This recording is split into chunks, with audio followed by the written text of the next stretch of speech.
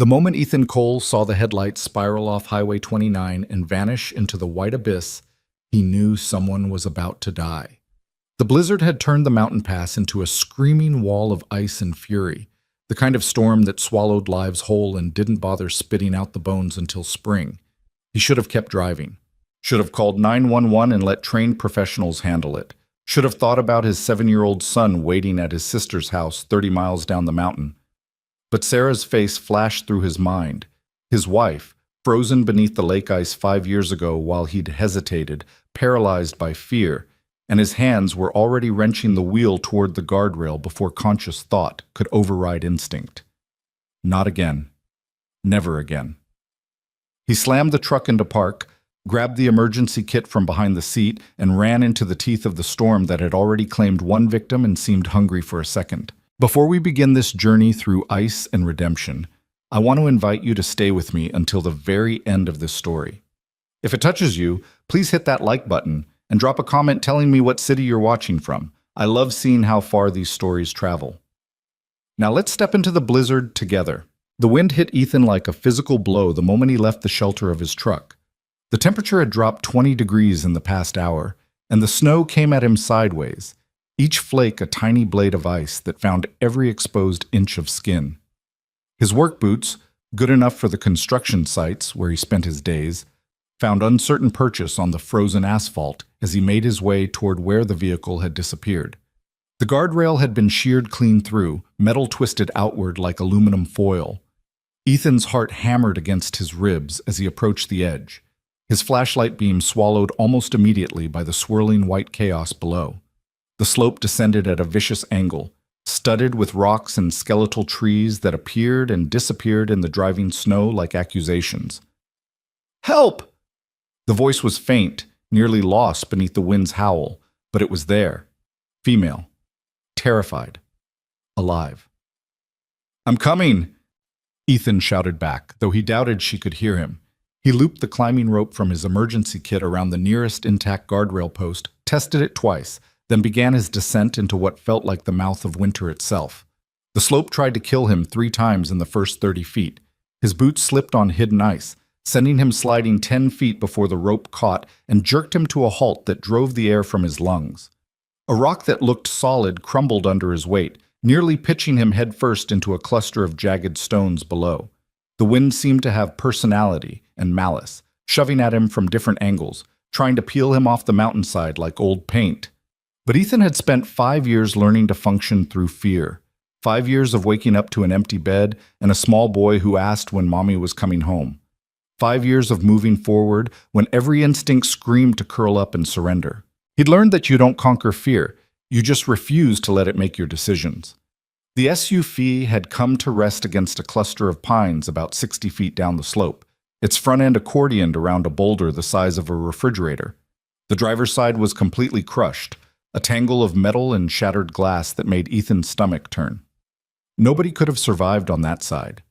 He worked his way around to the passenger side, where the damage was less severe. The window had shattered, and through the opening he could see her. She was maybe 35, dressed in what had probably been an expensive business suit before the crash had torn and bloodied it. Dark hair hung in her face, matted with blood from a gash across her forehead. Her eyes were open, but unfocused, shock written across her features in the slack set of her jaw and the shallow, rapid rhythm of her breathing. "Hey!" Ethan said, keeping his voice level and calm despite the adrenaline screaming through his system. "My name is Ethan. I'm going to get you out of here." Her eyes struggled to focus on him. My driver..." The words came out slurred, consciousness clearly fragile. Ethan shone his flashlight toward the driver's seat and immediately wished he hadn't. He turned back to the woman quickly. "We need to focus on you right now. Can you move your legs?"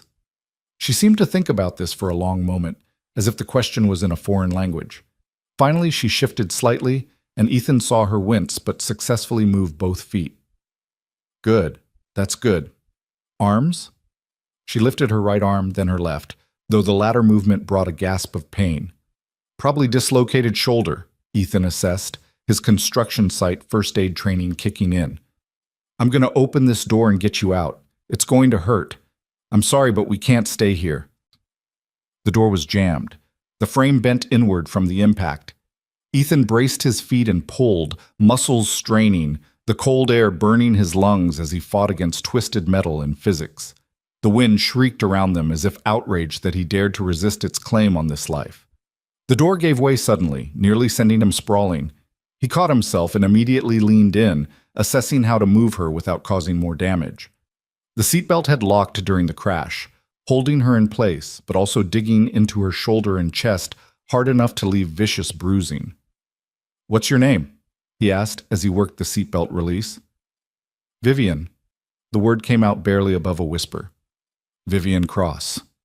"Okay, Vivian, I need you to stay with me. Keep talking.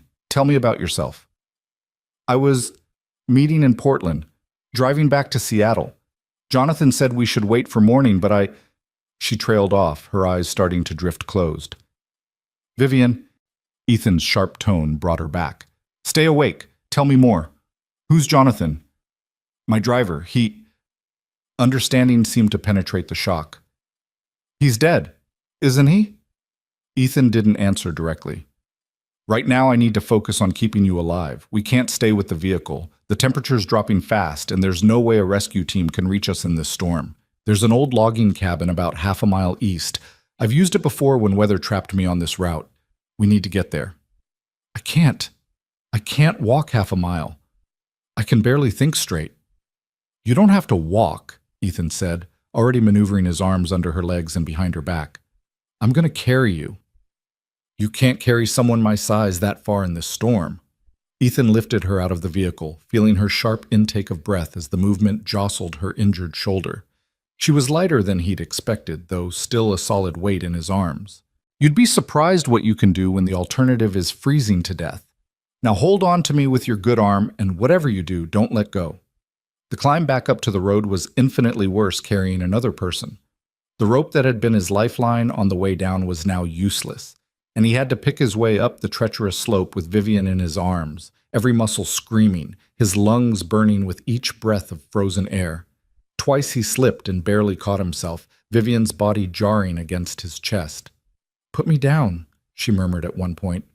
"You're going to kill yourself." "Not today," Ethan grunted, driving his boots into the snow and finding purchase on a buried root. "I made a promise 5 years ago that I'd never give up on someone again. I don't break promises."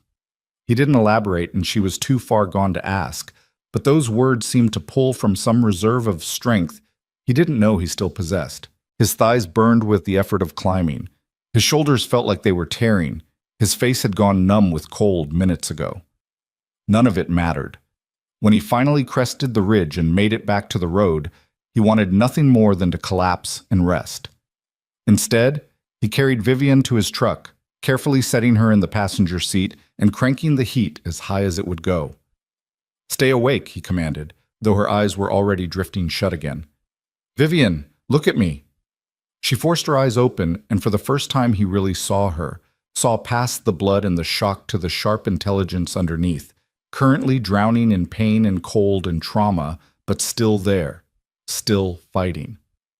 "I'm taking you somewhere safe," he said, "but I need you to fight. Can you do that?" "I ran a company worth $2 billion, she whispered. "I think I can stay awake for a car ride." Despite everything, Ethan felt the corner of his mouth twitch. "That's the spirit. Keep that attitude handy. You're going to need it." The drive to the cabin was a white-knuckle nightmare. The road had already accumulated 4 inches of fresh snow, and visibility was down to maybe 15 feet in front of the truck. Ethan drove by memory and instinct, recognizing landmarks more by their absence than their presence. The broken fence post that marked the old Henderson property, the split oak that had been struck by lightning 2 summers ago. Vivian drifted in and out of consciousness despite his repeated attempts to keep her talking. Each time her eyes closed, panic spiked through him. Hypothermia was setting in. He could see it in the way she'd stopped shivering, in the increasing slur of her words, in the bluish tint creeping into her lips. "Tell me about your company," he said, desperate to keep her engaged. "What do you do?" "Cross industries, tech development, AI integration for—" She paused, struggling. "For infrastructure management, boring stuff. Jonathan always said I should work on my elevator pitch." Her words were running together now, consciousness fragmenting. Ethan pushed the truck harder, the engine whining in protest as he forced it through deepening snow. The turnoff for the cabin appeared suddenly, marked only by a gap in the tree line that most people wouldn't even notice. Ethan took it without hesitation, the truck's tires spinning briefly before finding traction on the forest road. This path was even worse than the highway, rutted and overgrown, designed for heavy logging equipment, not civilian vehicles in blizzard conditions. The cabin materialized out of the storm like something from a fever dream, a squat structure of weathered logs with a corrugated metal roof, windows boarded over, looking abandoned and possibly haunted. To Ethan, it looked like salvation. He parked as close to the door as possible, killed the engine, and turned to Vivian. She was unconscious now, her breathing shallow, her skin taking on a waxy quality that terrified him. "Not yet," he said, though she couldn't hear him. "You don't get to quit yet." He pulled her into his arms again, kicked open the truck door, and ran for the cabin through snow that was now well past his ankles. The cabin door was locked, but he'd broken into it enough times over the years that he knew the trick, shoulder hard against the upper panel while lifting up on the handle. The wood was swollen with moisture and age, but it gave way after the third hit, and they tumbled into the blessed stillness of shelter. The interior was exactly as Ethan remembered from the last time he'd taken refuge here. A single room with a fireplace, a rough wooden table, 2 chairs, and a cot frame with no mattress. Decades-old graffiti covered the walls, messages from loggers long since retired or dead. There was a stack of firewood in the corner, probably left by the last person to use the place, and an old wool blanket hanging from a peg that smelled of mildew and mouse droppings, but would have to do. Ethan laid Vivian on the floor near the fireplace and went to work with frantic efficiency. First, fire. He still had the emergency kit, which included waterproof matches and fire starter tablets. Within minutes, he had flames crackling, their warmth beginning to push back against the cold that had invaded every corner of the cabin. Next, he turned his attention to Vivian. Her clothes were soaked through from the snow, and hypothermia protocol was clear. Wet clothes had to go. He tried not to think about the implications, tried to see this as nothing more than a medical necessity, which is exactly what it was. "I'm sorry," he said, even though she couldn't hear him. "I'm just trying to keep you alive." He removed her torn suit jacket, her ruined blouse, working as quickly and clinically as possible. Her bra was also soaked, and after a moment's hesitation, he removed that too, immediately covering her with his own dry flannel shirt. He left her slacks on. They were damp, but not soaked, and wrapped her in the musty blanket before turning his attention to her injuries. The gash on her forehead had mostly stopped bleeding, though it would definitely need stitches once they got proper medical attention. Her left shoulder was indeed dislocated. He could see the unnatural angle even through the shirt he'd draped over her.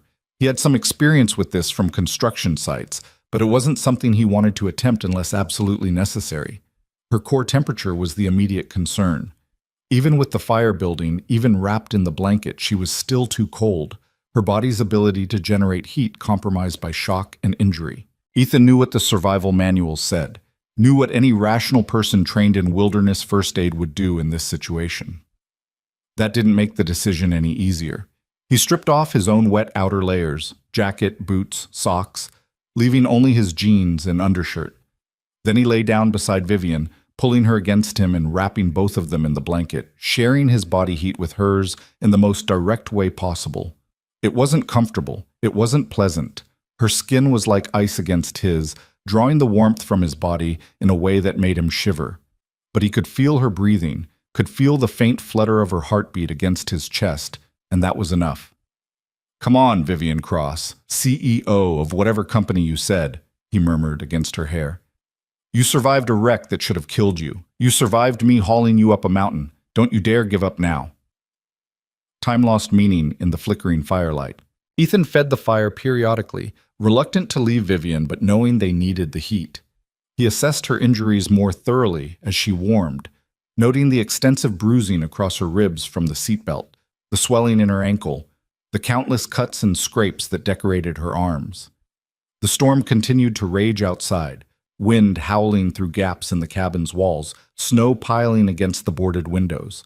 The temperature inside climbed slowly, the fire's warmth gradually transforming the space from icebox to something approaching habitable. Vivian's breathing deepened, became more regular. Color began to return to her face, the dangerous waxy pallor fading to something closer to normal. Ethan allowed himself to hope that she might actually make it through this.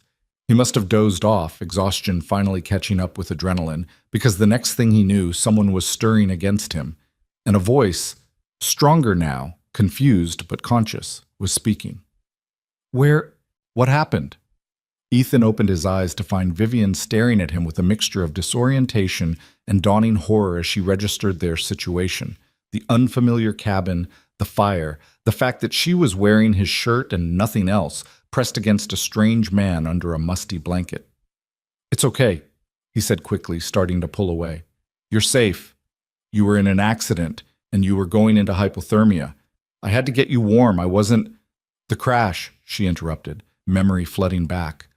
The horror on her face transformed into something deeper, darker. "Jonathan. Oh my God, Jonathan." "I'm sorry," Ethan said quietly. "There was nothing. He has a wife, 2 kids. He sent me pictures last week of his daughter's soccer game."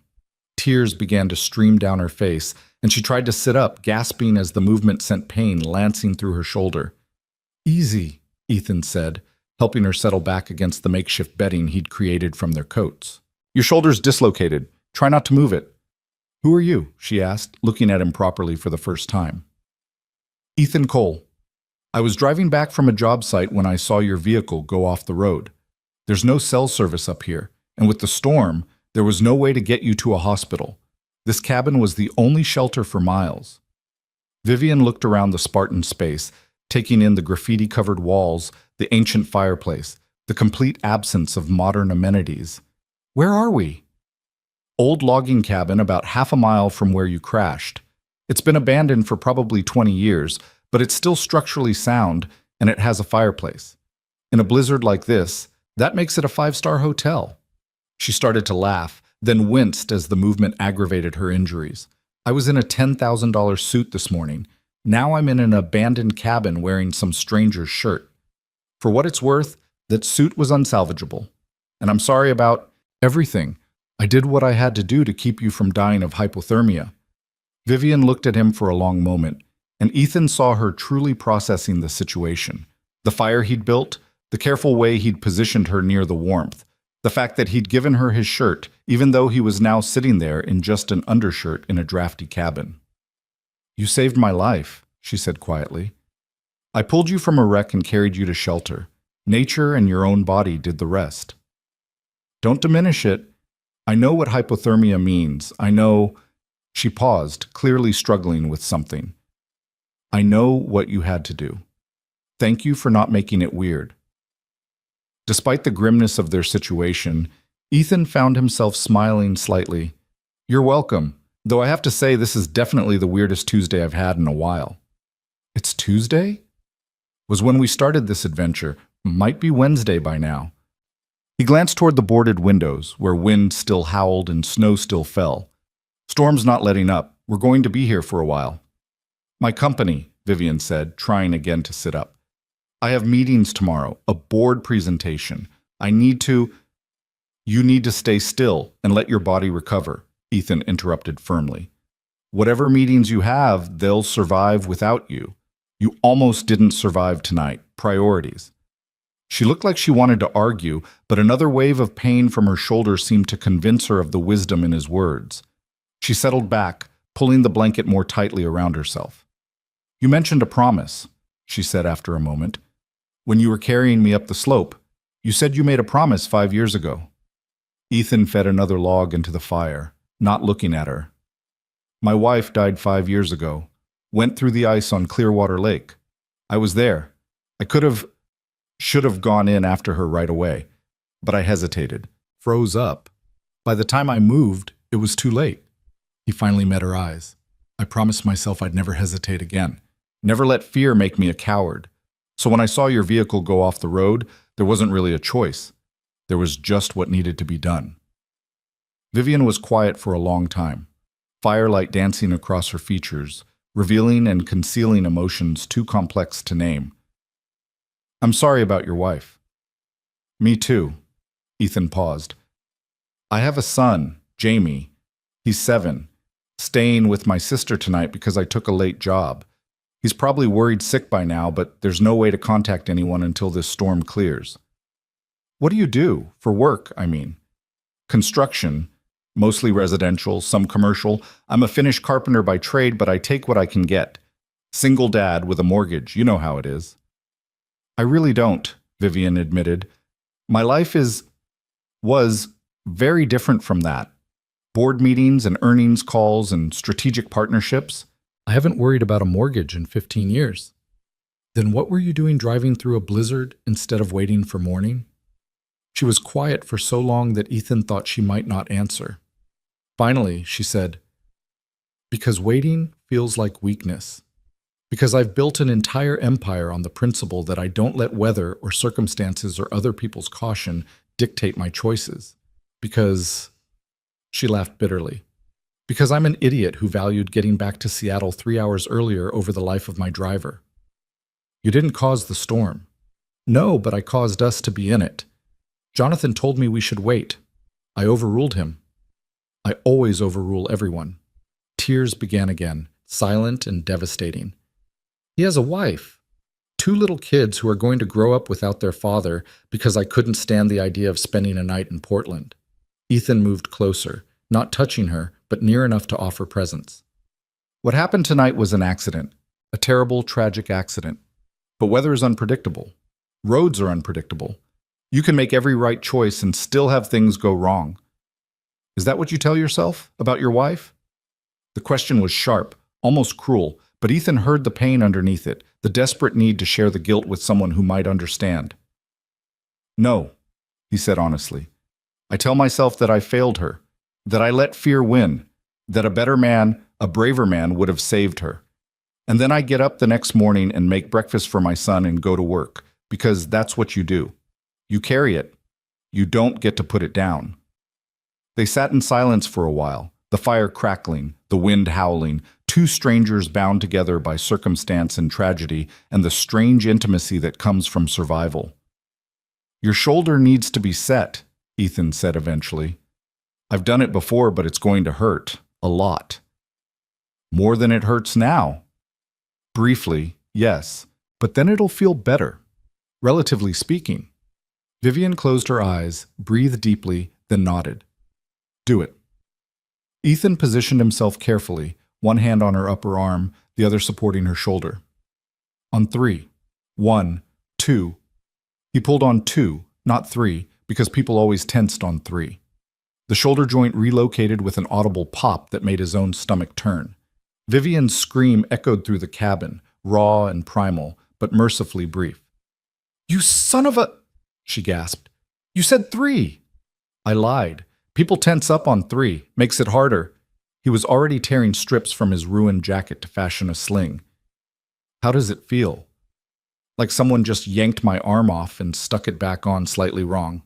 But also, better." "Is that possible?" "That's possible."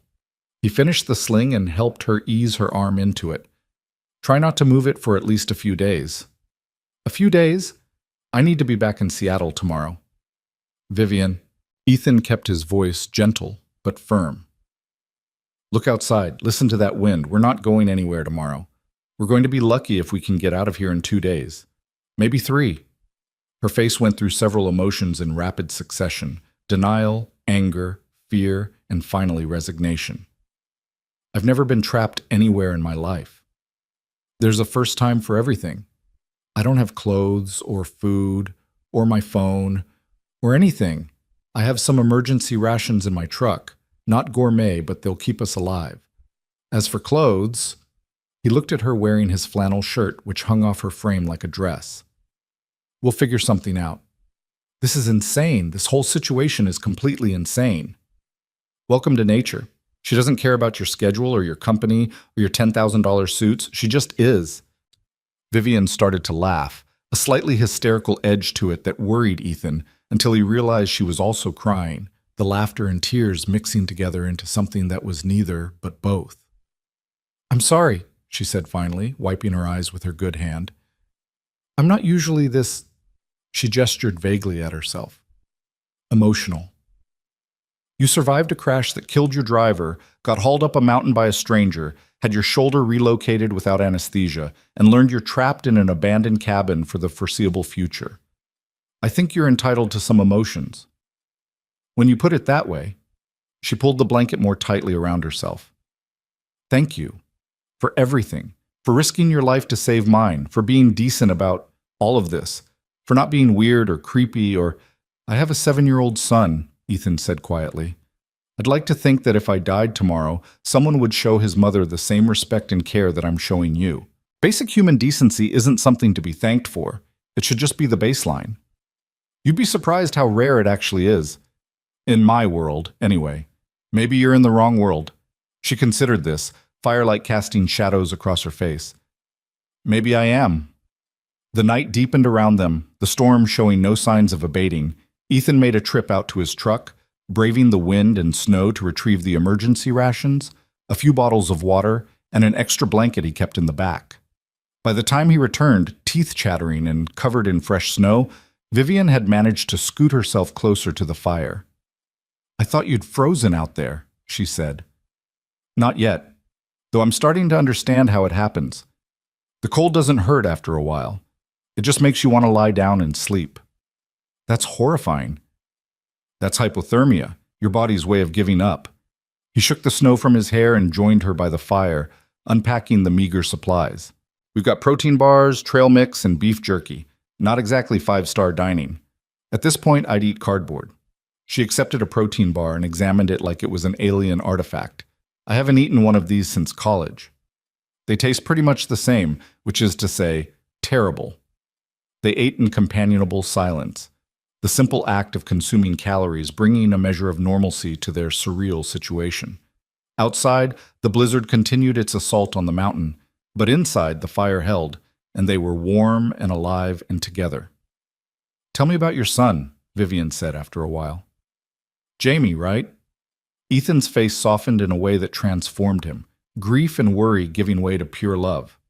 He's 7. Smart as hell, probably too smart for his own good.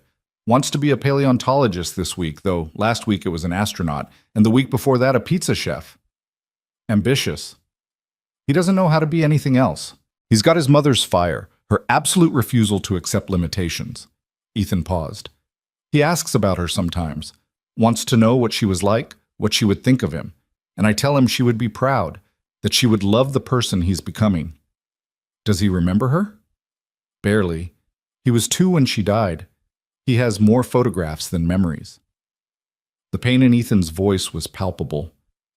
Sometimes I wonder if that's a mercy, if it's easier to miss someone you never really knew. It's not, Vivian said quietly. My father died when I was 8. I remember just enough to know what I lost, but not enough to really have had him. It's its own kind of torture. I'm sorry. Me too. She shifted position, wincing as the movement aggravated her various injuries. He's why I built the company, you know. My father. He was brilliant, but broke his whole life because he trusted the wrong people. Made handshake deals that fell apart, believed in others' promises. I swore I'd never be vulnerable like that. Never depend on anyone.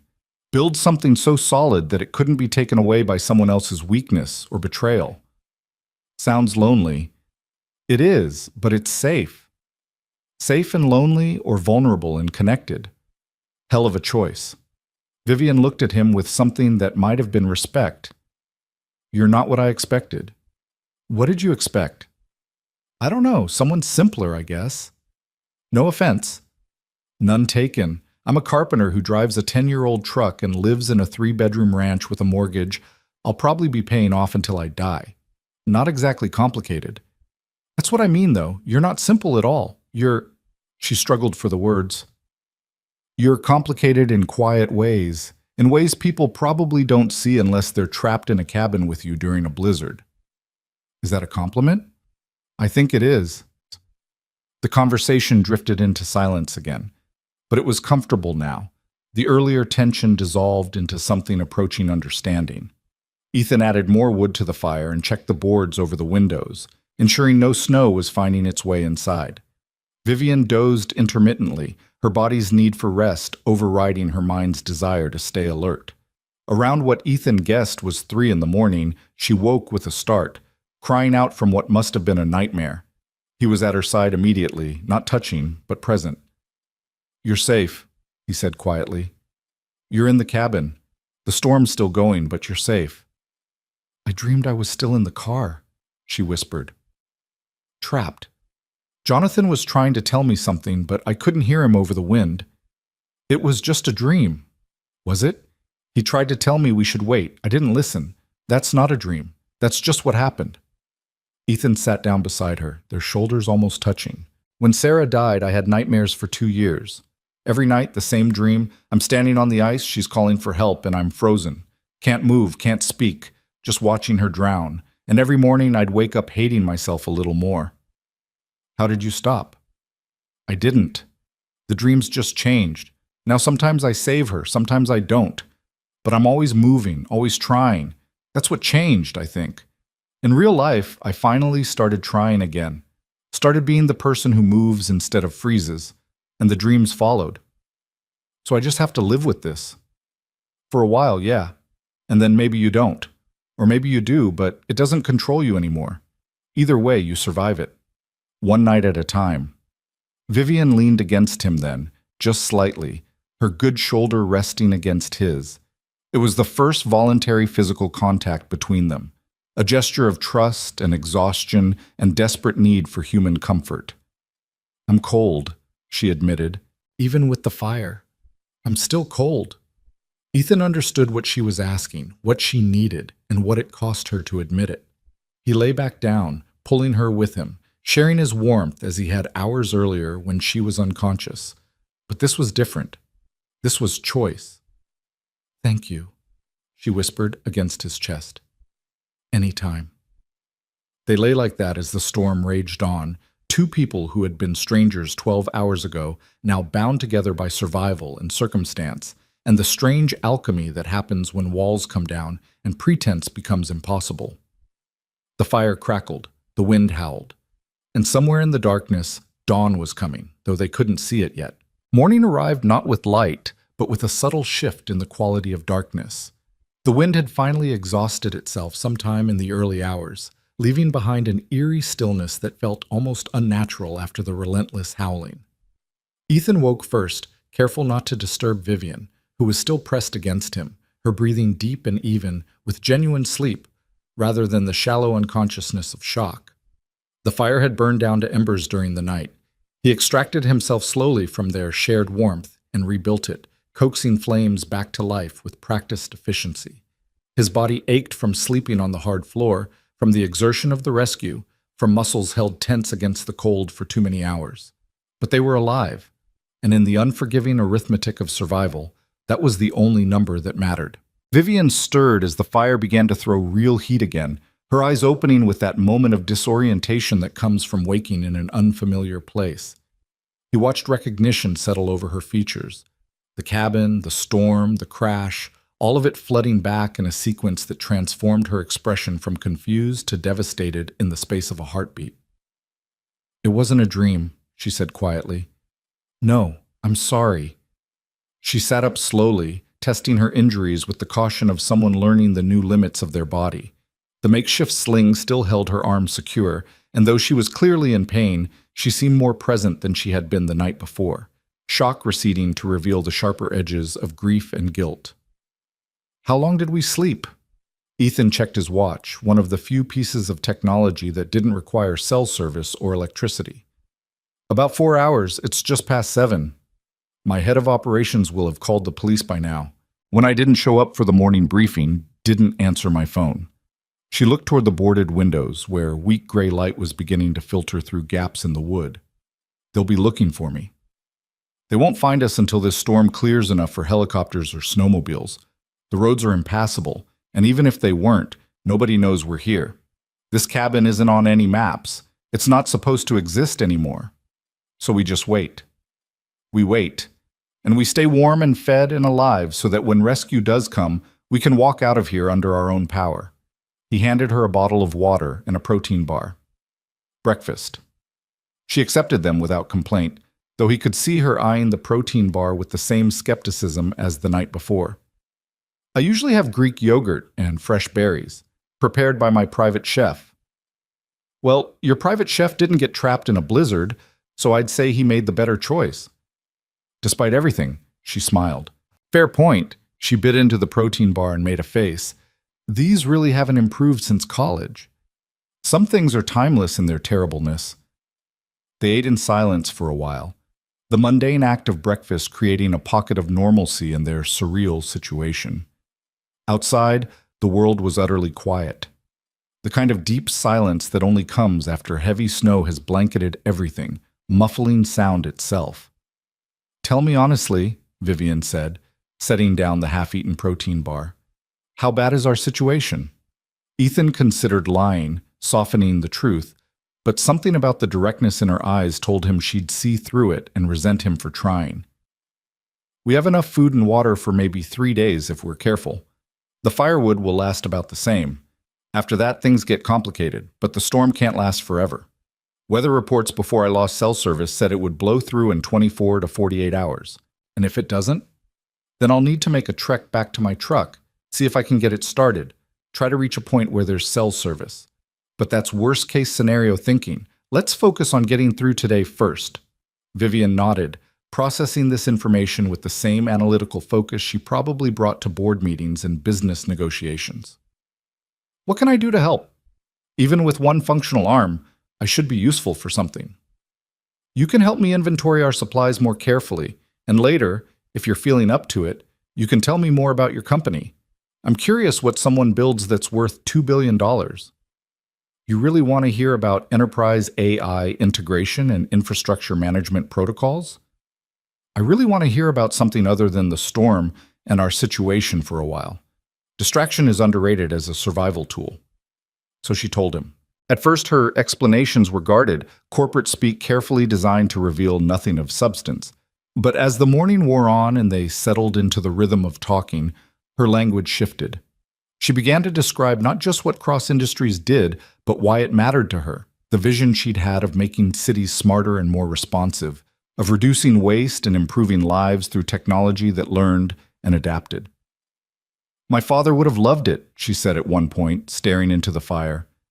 "He was always talking about how the world needed better systems, better ways of organizing complexity, but he never had the resources or the ruthlessness to actually build anything that lasted." "And you do. Have the ruthlessness, I mean." "I did. I thought I did." She touched her injured shoulder gingerly. "Now I'm not sure what I have. A dead employee. A company that's probably in chaos. A shoulder that might never work properly again. The shoulder will heal. So will you. The rest," Ethan fed another log to the fire. "The rest you'll figure out when you're not trapped in a cabin fighting to survive. Priorities, remember? You keep saying that, priorities. Because it's true. When Sarah died, I wanted to fall apart. Wanted to just stop functioning and let the grief consume me. But I had a 2-year-old who needed breakfast and clean clothes and someone to read him stories at night, so that became the priority. Everything else, the grief, the guilt, the rage at a universe that would take away someone so good, all of that had to wait. And eventually, I learned to carry it all at once. The love for my son and the pain of losing my wife. They both just became part of who I am." Vivian was quiet for a long time, and when she finally spoke, her voice was thick with unshed tears. "I don't know if I'm strong enough for that." "You don't have to be strong. You just have to keep breathing, keep moving forward. Strength is overrated. Persistence is what actually matters." "Is that what you tell yourself?" "Every single day." The conversation drifted into more neutral territory after that. Movies they'd seen, books they'd read, places they'd traveled. Ethan was surprised to discover that beneath the corporate armor, Vivian had a sharp sense of humor and a genuine curiosity about the world. She asked him about carpentry with what seemed like real interest, wanting to know about the satisfaction of building something with his hands, of seeing raw materials transformed into functional beauty. "I always envied people who could make physical things," she admitted. "My work is so abstract, lines of code, algorithmic models, predictive analytics. Nothing you can touch or see.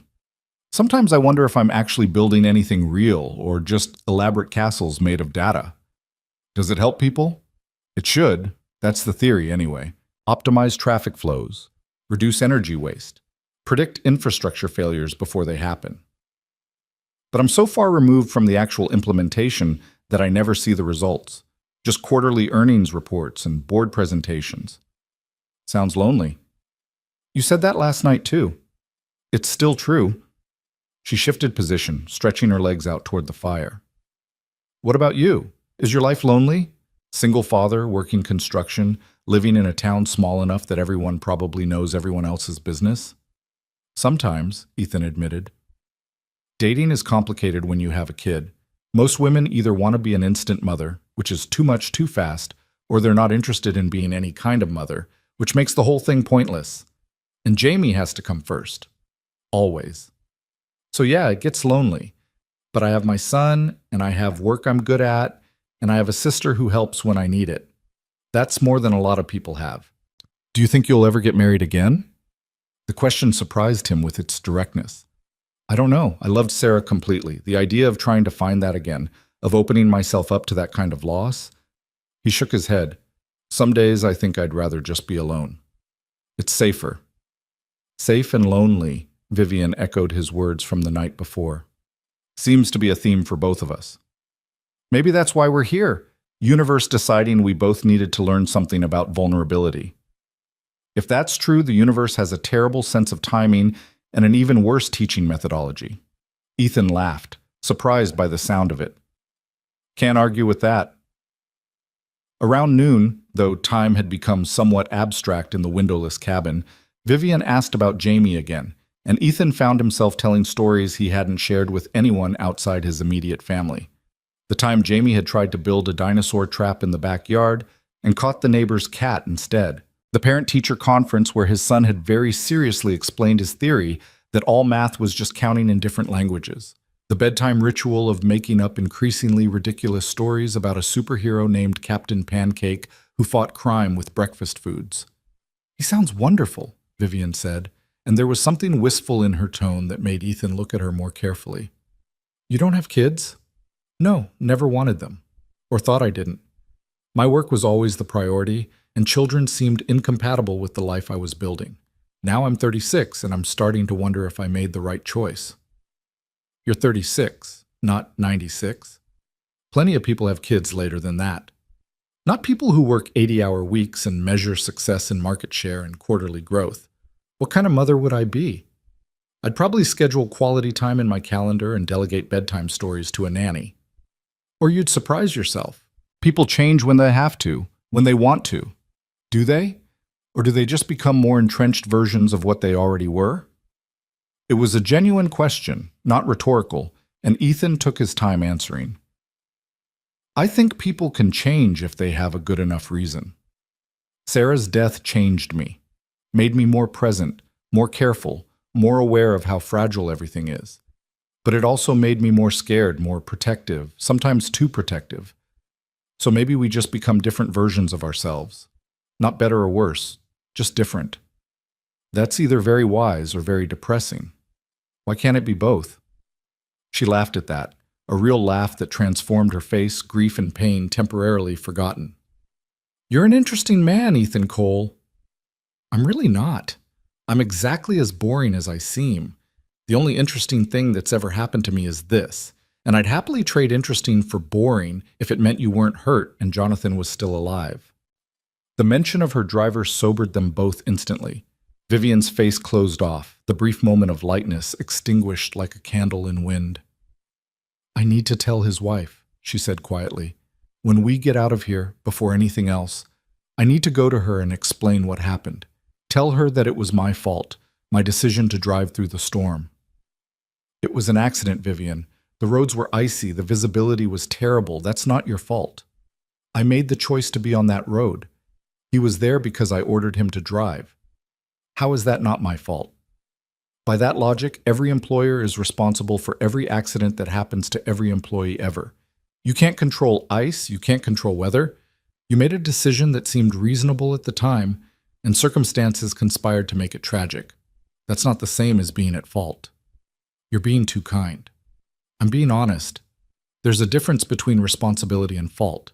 You're responsible for the decision to drive. The weather is at fault for what happened. Both things can be true. Vivian wiped at her eyes with her good hand. Does it get easier? The guilt? No, but you get stronger at carrying it. That's not the same as easier, but it's something. They fell into silence again, but it was heavier now, weighted with grief and philosophy and questions that had no good answers. Ethan checked their supplies, rationing out another small meal, then spent time reinforcing the boards over the windows where wind had loosened them during the night. Physical work helped, giving his hands something to do while his mind processed the strange intimacy developing between them. Vivian watched him work, and he was conscious of her eyes on him in a way that made him self-conscious. When he finally sat back down by the fire, she spoke. Can I ask you something personal? We've spent the night pressed together, sharing body heat.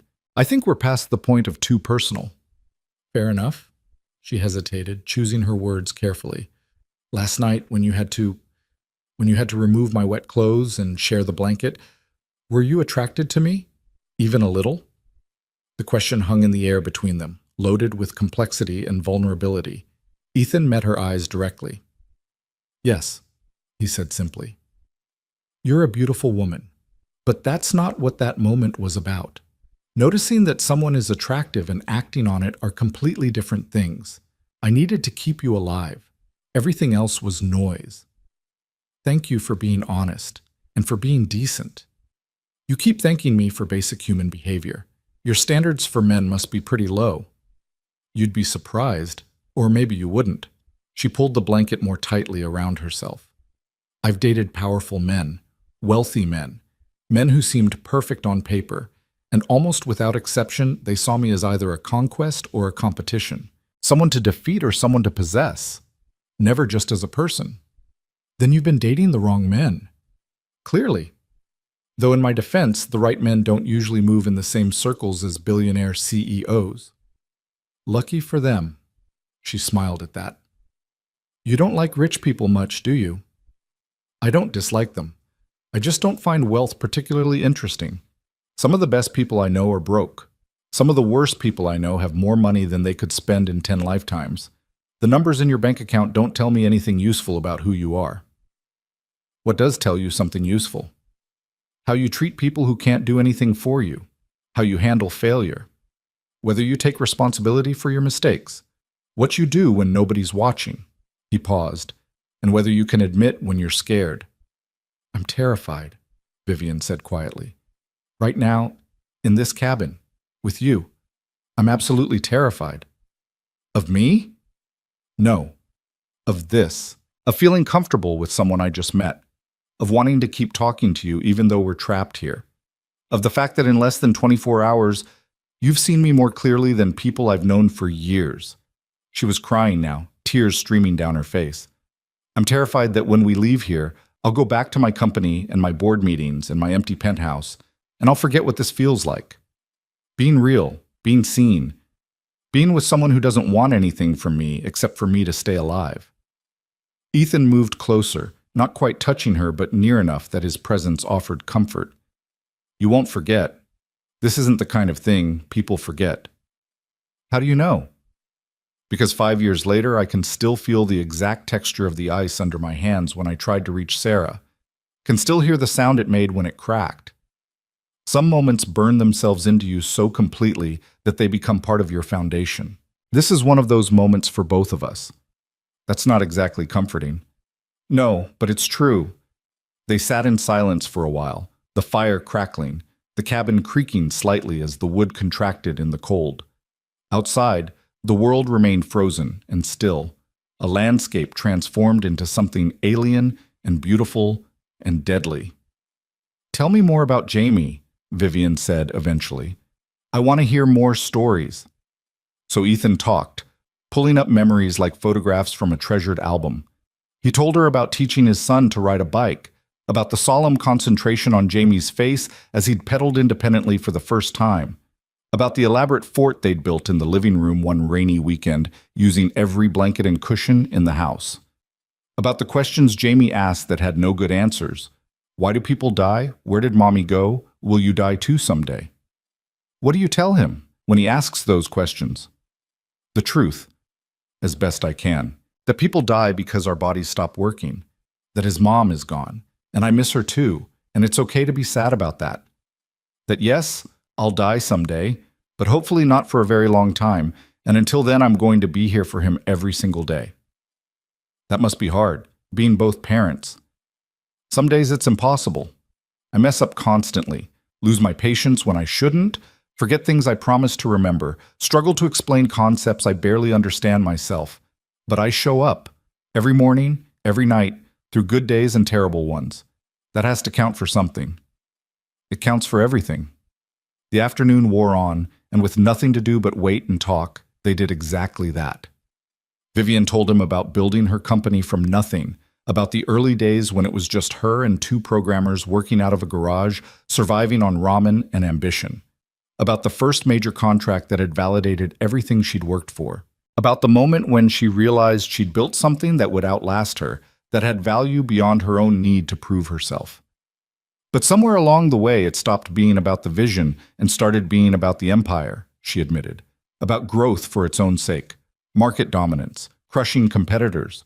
I forgot why I started in the first place. It's not too late to remember, isn't it? I'm the CEO of a multi-billion-dollar corporation. I have shareholders and board members and quarterly earnings expectations.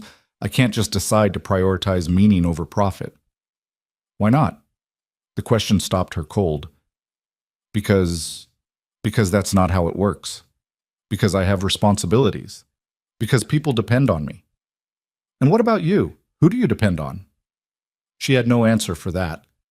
As evening approached and shadows began to gather in the corners of the cabin despite the fire's light, Ethan noticed Vivian shivering again. The temperature had dropped with the sun, and their supplies of firewood, while adequate, weren't infinite. We should probably do what we did last night, he said carefully. Share body heat. It's going to be another cold one. Vivian nodded, no hesitation this time, and they arranged themselves by the fire with the blankets wrapped around them both.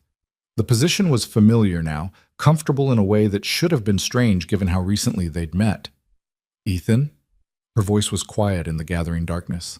Yeah? Thank you for not making this weird, for treating me like a person instead of a situation to manage or a problem to solve. You are a person. That's not something you need to thank me for recognizing. She was quiet for a moment, then said, When we get out of here, can I meet Jamie?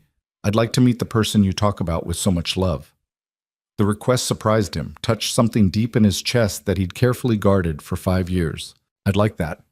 He'd probably have about 1,000 questions for you. Fair warning. I can handle a 7-year-old's questions. Might be easier than board meetings. Don't be so sure. Jamie once asked me to explain why clouds float and got progressively more disappointed with each answer I gave. He's a tough crowd. They talked through the evening, through the slow descent of full darkness, through the point where conversation gave way to comfortable silence. The fire burned low, and Ethan added more wood, their precious supply diminishing but still adequate for another day. Maybe 2 if they were careful. Vivian fell asleep before he did, her breathing deepening, her weight settling more fully against him. Ethan stayed awake longer, keeping watch over the fire, over her, over their small pocket of warmth and safety in the midst of the frozen mountain. Tomorrow would bring its own challenges. Tomorrow they'd have to make decisions about whether to wait or try to reach help. Tomorrow, the real world would start asserting itself again, with all its complications and demands. But tonight, in this moment, they were simply 2 people keeping each other alive, and that was enough. Ethan closed his eyes and let sleep take him, the sound of Vivian's breathing a counterpoint to the crackling fire, both of them holding on to warmth and life, and the fragile connection they'd built in the space between disaster and survival. The second morning began with a sound that didn't belong to the wilderness, the distant thrum of helicopter rotors cutting through the still air. Ethan was awake instantly, already moving toward the door before his conscious mind fully processed what he was hearing. Vivian stirred beside the fire, disoriented and reaching instinctively for him before remembering where she was. Is that search and rescue? Ethan confirmed, already pulling on his boots. Stay here. Keep the fire going. I need to signal them. He grabbed the emergency flare from his kit and burst out of the cabin into a world transformed. The storm had deposited at least 3 feet of fresh snow, turning the landscape into an endless expanse of white, punctuated only by the dark spikes of pine trees. The sky above was clear and painfully blue, the kind of crystalline winter morning that would have been beautiful under any other circumstances. The helicopter was still distant, its search pattern taking it along the highway corridor. Ethan waded through snow that came up past his knees, fighting toward the small clearing in front of the cabin where he'd have the best chance of being seen. His fingers were already going numb as he fumbled with the flare, the cold biting through his inadequate clothing. He fired the flare skyward, watching the bright red streak arc against the blue, a man-made star burning its brief and desperate message into the winter air. For a terrible moment, he thought they hadn't seen it, that the helicopter would continue its pattern and disappear over the ridge. But then the rotor's pitch changed, the aircraft banking sharply and heading directly toward them. "They saw us!" he shouted back toward the cabin, where Vivian had appeared in the doorway despite his instructions to stay inside. "They're coming!" Relief flooded through him so powerfully it was almost painful, the tension of the past 36 hours releasing all at once. They were going to be okay. They were going to get out of here. Jamie would get his father back, and Vivian would get proper medical care, and this strange pocket of existence they'd been trapped in would finally end. The helicopter set down in the clearing with practiced precision, its rotors whipping up clouds of powder snow that momentarily obscured everything. 2 paramedics emerged, running toward them with equipment and purpose, their movements efficient and professional. "How many injured?" the first one called out, a woman in her 40s with sharp eyes that were already assessing the situation. 1. Female, mid-30s. Vehicle accident 36 hours ago. Dislocated shoulder that's been set, possible broken ribs, lacerations, hypothermia treated in the field. She's been stable for the past day. The paramedic's eyebrows rose slightly at the clinical precision of his report. "You have medical training?" "Construction site first aid. I've seen enough accidents to know the basics." "You did good, real good." She was already moving past him toward the cabin where her partner was helping Vivian outside. "Let's get her loaded and check you out too." "I'm fine. She's the priority." "You're both coming. No arguments. You've been exposed to the same conditions she has, and you just spent 2 nights in sub-zero temperatures. You're getting checked whether you like it or not." Ethan wanted to argue but recognized the futility. Instead, he followed them to the helicopter, watching as they efficiently secured Vivian to a stretcher despite her protests that she could walk. Her eyes found his as they loaded her into the aircraft, and something passed between them: gratitude, recognition, a wordless acknowledgement of what they'd shared in that cabin. The flight to the hospital took 20 minutes that felt both endless and far too brief. Ethan found himself simultaneously desperate to get back to Jamie and reluctant to leave this liminal space where the normal rules of the world didn't quite apply. The paramedics worked on Vivian during the flight, checking vitals, starting an IV, asking questions she answered with increasing clarity as the shock of rescue wore off. "There was a driver," she said at one point, her voice cutting through the helicopter's noise. "In the vehicle. He didn't make it. Someone needs to recover him." The female paramedic nodded, her expression professionally sympathetic. "We'll relay that information. They'll send a team as soon as conditions allow. I'm sorry for your loss." Vivian's face crumpled briefly before she mastered herself, and Ethan wanted to reach across the space between them and offer comfort. But they were back in the world now, the world where he was a carpenter who'd happened upon an accident and she was a CEO being rescued from disaster, and the intimacy of the cabin already felt like something from another lifetime. The hospital was chaos dressed up as controlled efficiency. They were separated immediately. Vivian whisked away to examination rooms while Ethan was subjected to his own battery of tests. Temperature, blood pressure, examination of his hands and feet for frostbite, questions about symptoms of hypothermia or exposure. Through it all, he kept asking about Jamie, desperate to call his sister, to hear his son's voice. Finally, a nurse took pity on him and brought him a phone. His sister answered on the first ring. "Ethan? Oh my God, Ethan, where have you been? The police came by yesterday asking if I'd heard from you. They found your truck on Highway 29, but no sign of—" "I'm okay, Beth. I'm at Mercy General in Portland. There was an accident. A woman went off the road during the storm, and I couldn't leave her. We sheltered in the old logging cabin until search and rescue could reach us. You found someone in that blizzard and stayed with them for 2 days? Ethan, you could have died. But I didn't. Is Jamie okay? Can I talk to him? He's at school. Ethan, he's been so worried.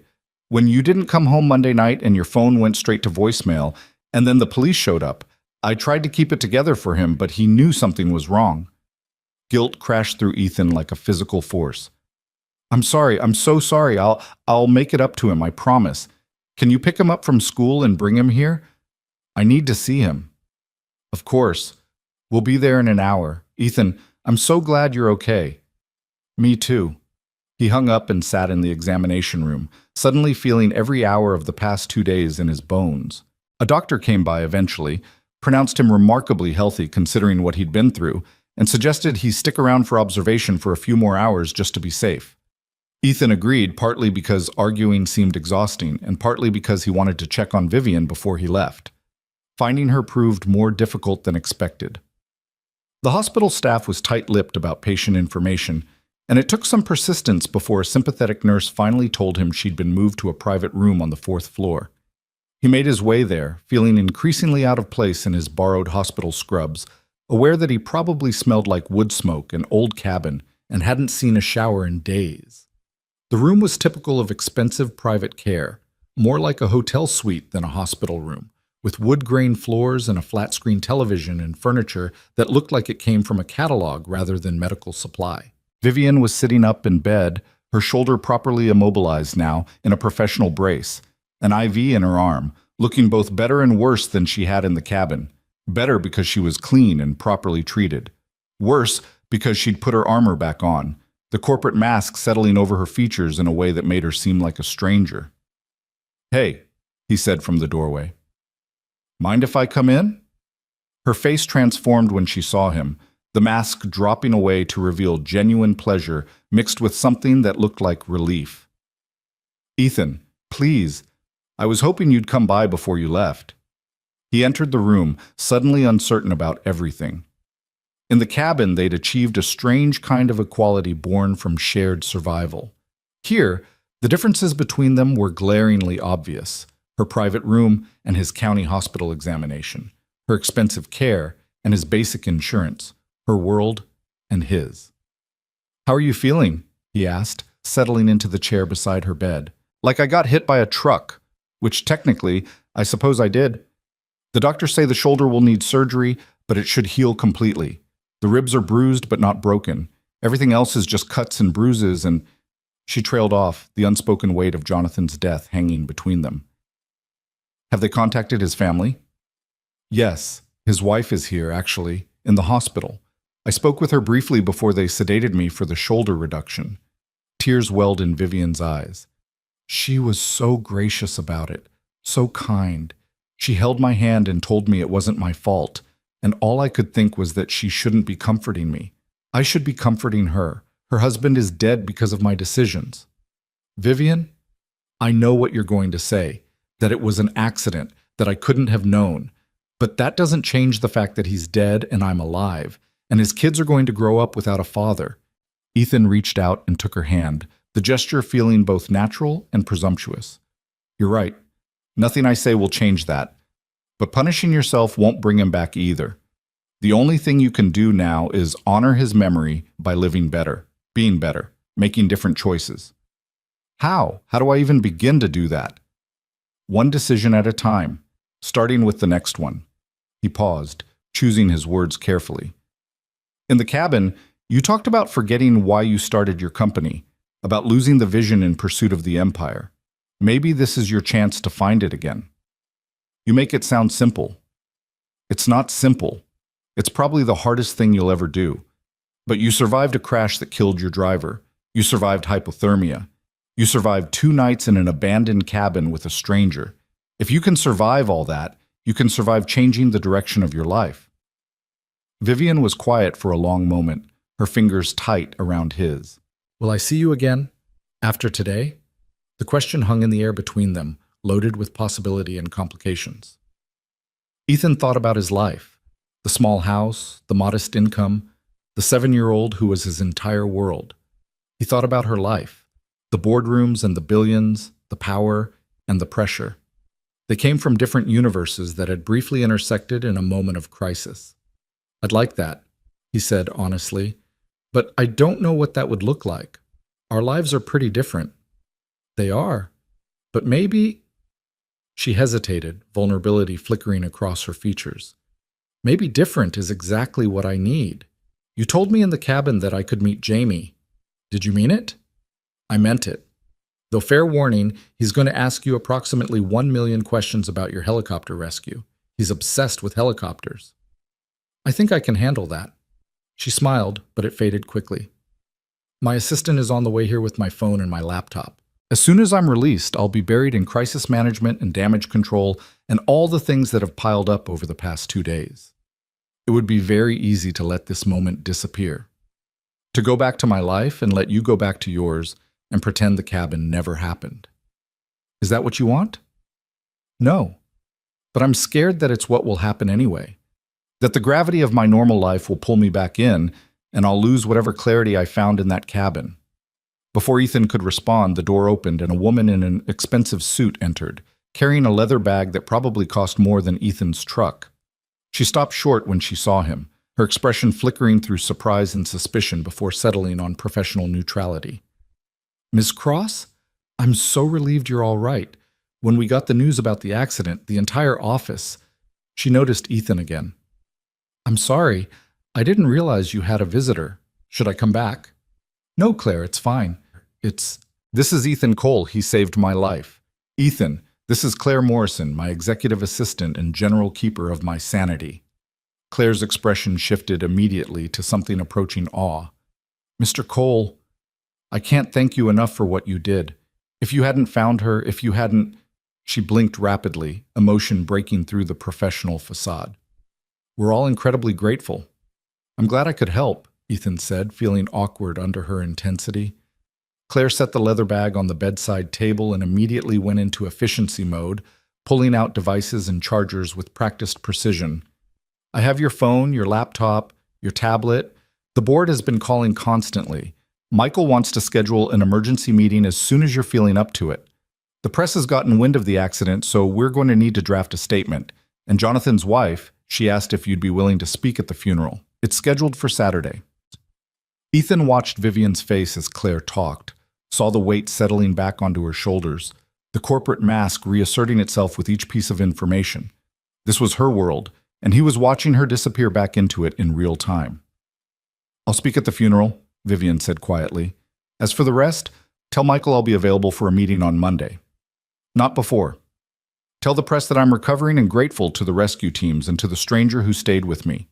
Don't mention Ethan by name unless he gives permission." "Actually," Ethan stood, recognizing a cue when he saw one, "I should go. My sister is bringing my son, and I want to be ready when he gets here." "Of course." Vivian's eyes met his, and he saw pleading in them, a silent request not to let this be the end. "Thank you for everything. Take care of yourself, Vivian." He meant it to sound casual, but heard the weight in his own voice, the acknowledgement that this was potentially goodbye. He was almost to the door when she called out, "Ethan?" He turned back. "I meant what I said about wanting to see you again, about meeting Jamie. If you're willing to give me your number, I'll call you. When things settle down, I promise." Claire was watching this exchange with undisguised interest, her sharp eyes moving between them like she was solving a puzzle. Ethan pulled out his phone, read off his number, and watched Vivian add it to her contacts with her functional hand. "I'll hold you to that promise," he said. Then he left before he could say anything else, before the moment could stretch into something more complicated than it already was.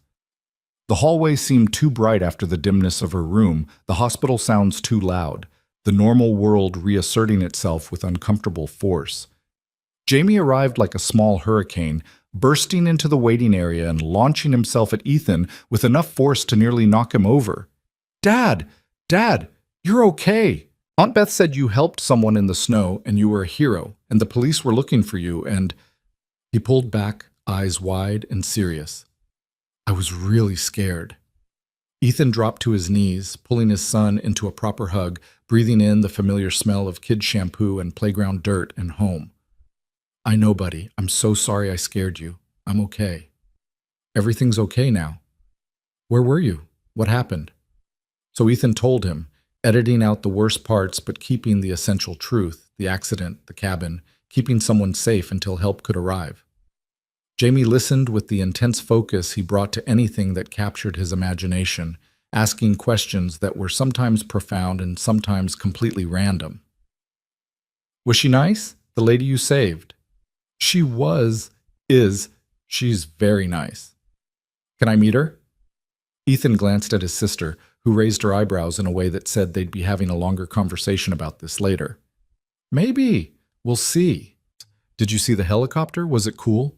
It was very cool. The rescue team was amazing.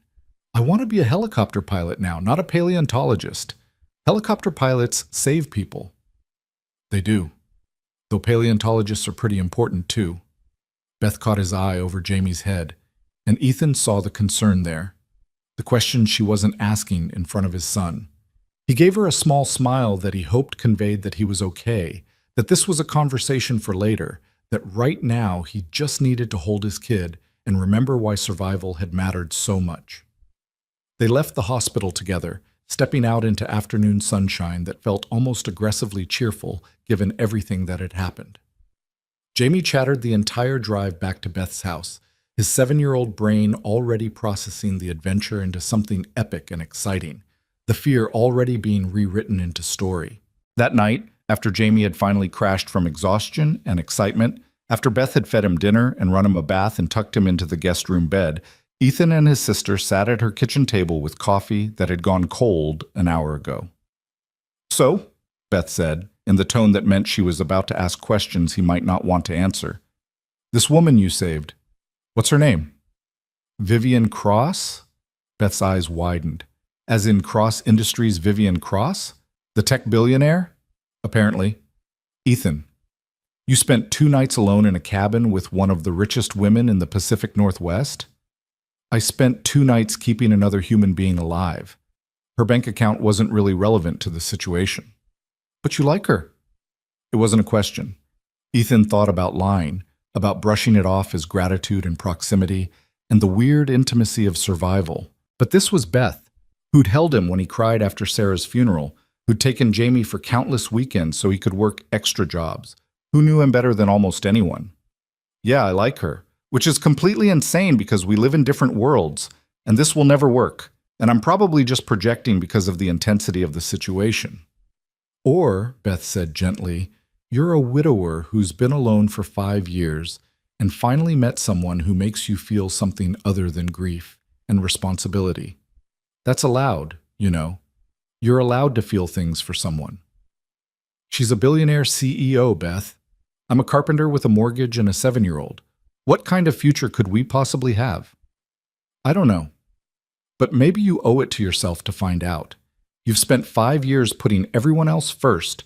Jamie, your clients, even Sarah's memory. When do you get to put yourself first for once? Ethan didn't have an answer for that. He went to bed in Beth's guest room. Jamie sprawled across the other bed in that boneless way kids sleep and stared at the ceiling for hours. His phone sat on the nightstand, silent. Vivian had his number now. The question was whether she'd use it, whether their promises in the hospital would survive contact with her real life, whether the connection they'd forged in the cabin could exist anywhere else. 3 days passed. Jamie went back to school, armed with a story about his dad, the hero that made him temporarily famous among the second-grade set. Ethan returned to work, fielding questions from curious colleagues about the rescue they'd all heard about on the news. He fell back into the rhythms of his normal life: breakfast and school drop-off, work and school pickup, homework and dinner, and bedtime stories. His phone didn't ring. On the 4th day, a package arrived at his house, delivered by a courier service that definitely didn't work for minimum wage. Inside was a handwritten note on expensive stationery and a check that made Ethan's hands shake when he saw the amount. The note read, "Ethan, I know you'll try to refuse this, but please don't. Consider it not payment for saving my life. That's beyond price. But rather a practical acknowledgement that you lost work time and probably have expenses from the rescue. Jonathan's funeral is Saturday at 2 p.m. at Riverside Chapel in Seattle. I would be honored if you'd attend, though I understand if you'd prefer not to. I haven't forgotten my promise. I'm just trying to figure out how to keep it without disrupting your life or using my resources in ways that would make you uncomfortable. Thank you for giving me something to think about other than work. It's been a revelation. Vivian. The check was for $50,000. Ethan sat at his kitchen table, staring at the number, trying to process what it represented. This was more than he made in a year of construction work. This was Jamie's college fund paid off in full. This was security and breathing room and the ability to say no to jobs he hated. This was also deeply uncomfortable, a reminder of the vast gap between their lives, a transaction that tried to put a price on something that had felt priceless. He should return it. Every instinct told him to return it. But he thought about Beth's words. When do you get to put yourself first? And about Jamie's future, and about the fact that Vivian was right. He had lost work time, and his truck needed new tires, and the water heater was making concerning noises. He deposited the check. Then he called his sister. I need you to watch Jamie on Saturday. I'm going to Seattle. The funeral? The funeral. Good, Beth said firmly. It's about time you took a chance on something other than safety.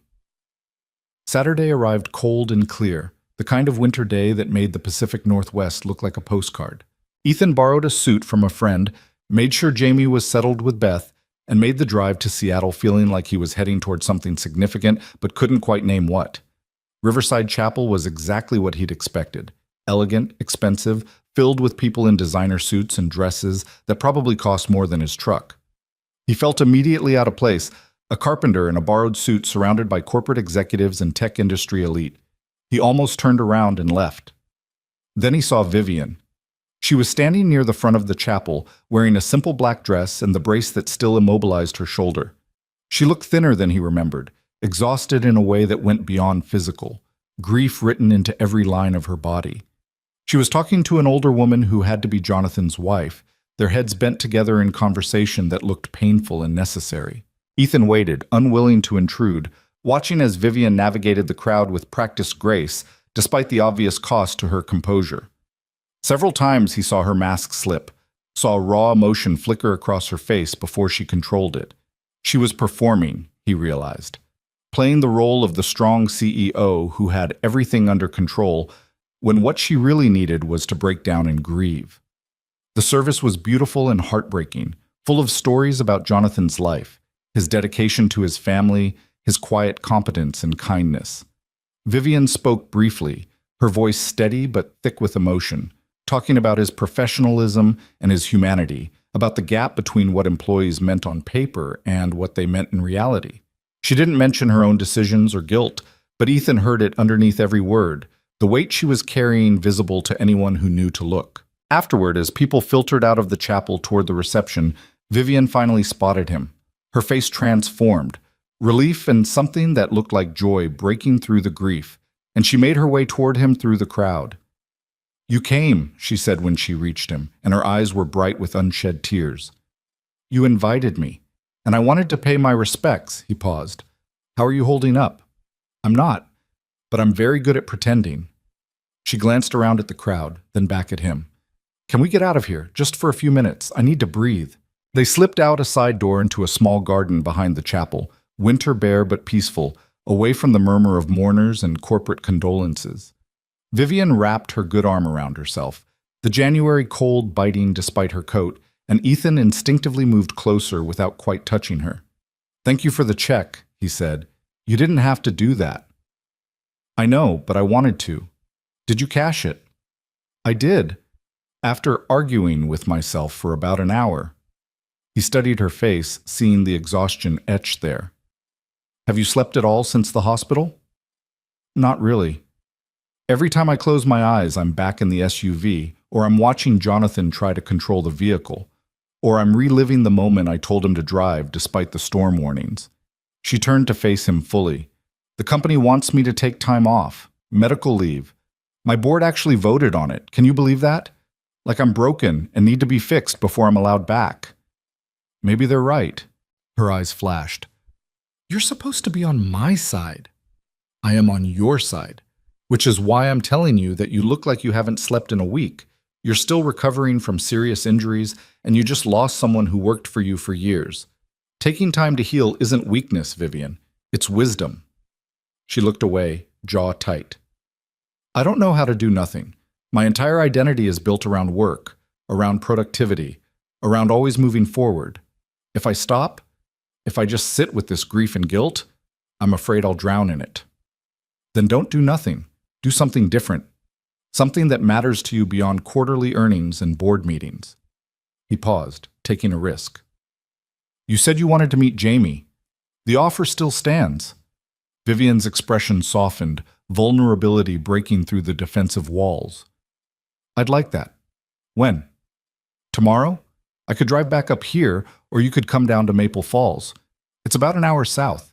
Not much to see except trees and small town life, but Jamie would be thrilled to meet the lady from the helicopter story. He knows about the rescue? Kid version. Heavy on the adventure, light on the almost dying of hypothermia parts. He thinks you're basically a superhero who survived a mountain crash.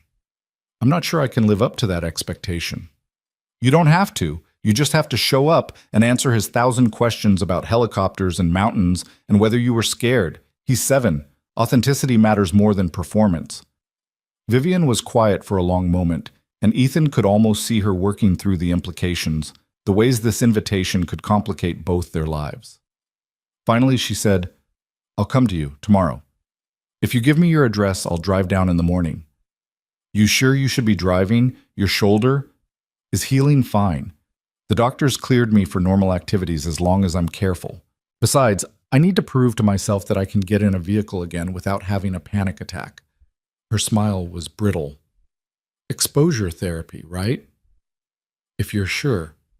But Vivian, if you need to cancel, if it's too much, I'll understand. No pressure. I won't cancel. I need this. Need something normal and real and not about corporate responsibility or public image. She reached out with her good hand and touched his arm. You're the only person who saw me at my absolute worst and treated me like I was still human. I need more of that in my life.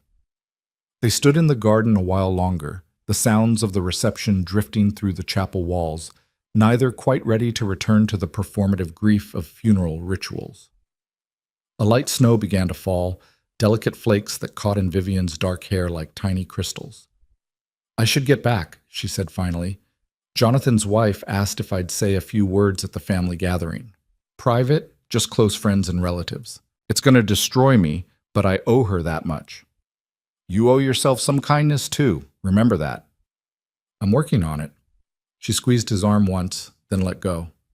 Tomorrow, 10 o'clock? 10 o'clock. I'll have coffee ready and a very excited 7-year-old who's probably going to interrogate you like you're a visiting dignitary. I run a billion-dollar company. I think I can handle a second grader. Famous last words. They went back inside together, and Ethan stayed for another hour, paying his respects to people he'd never met, listening to stories about a man he'd never known, all while watching Vivian move through the crowd with practiced grace that couldn't quite hide her pain.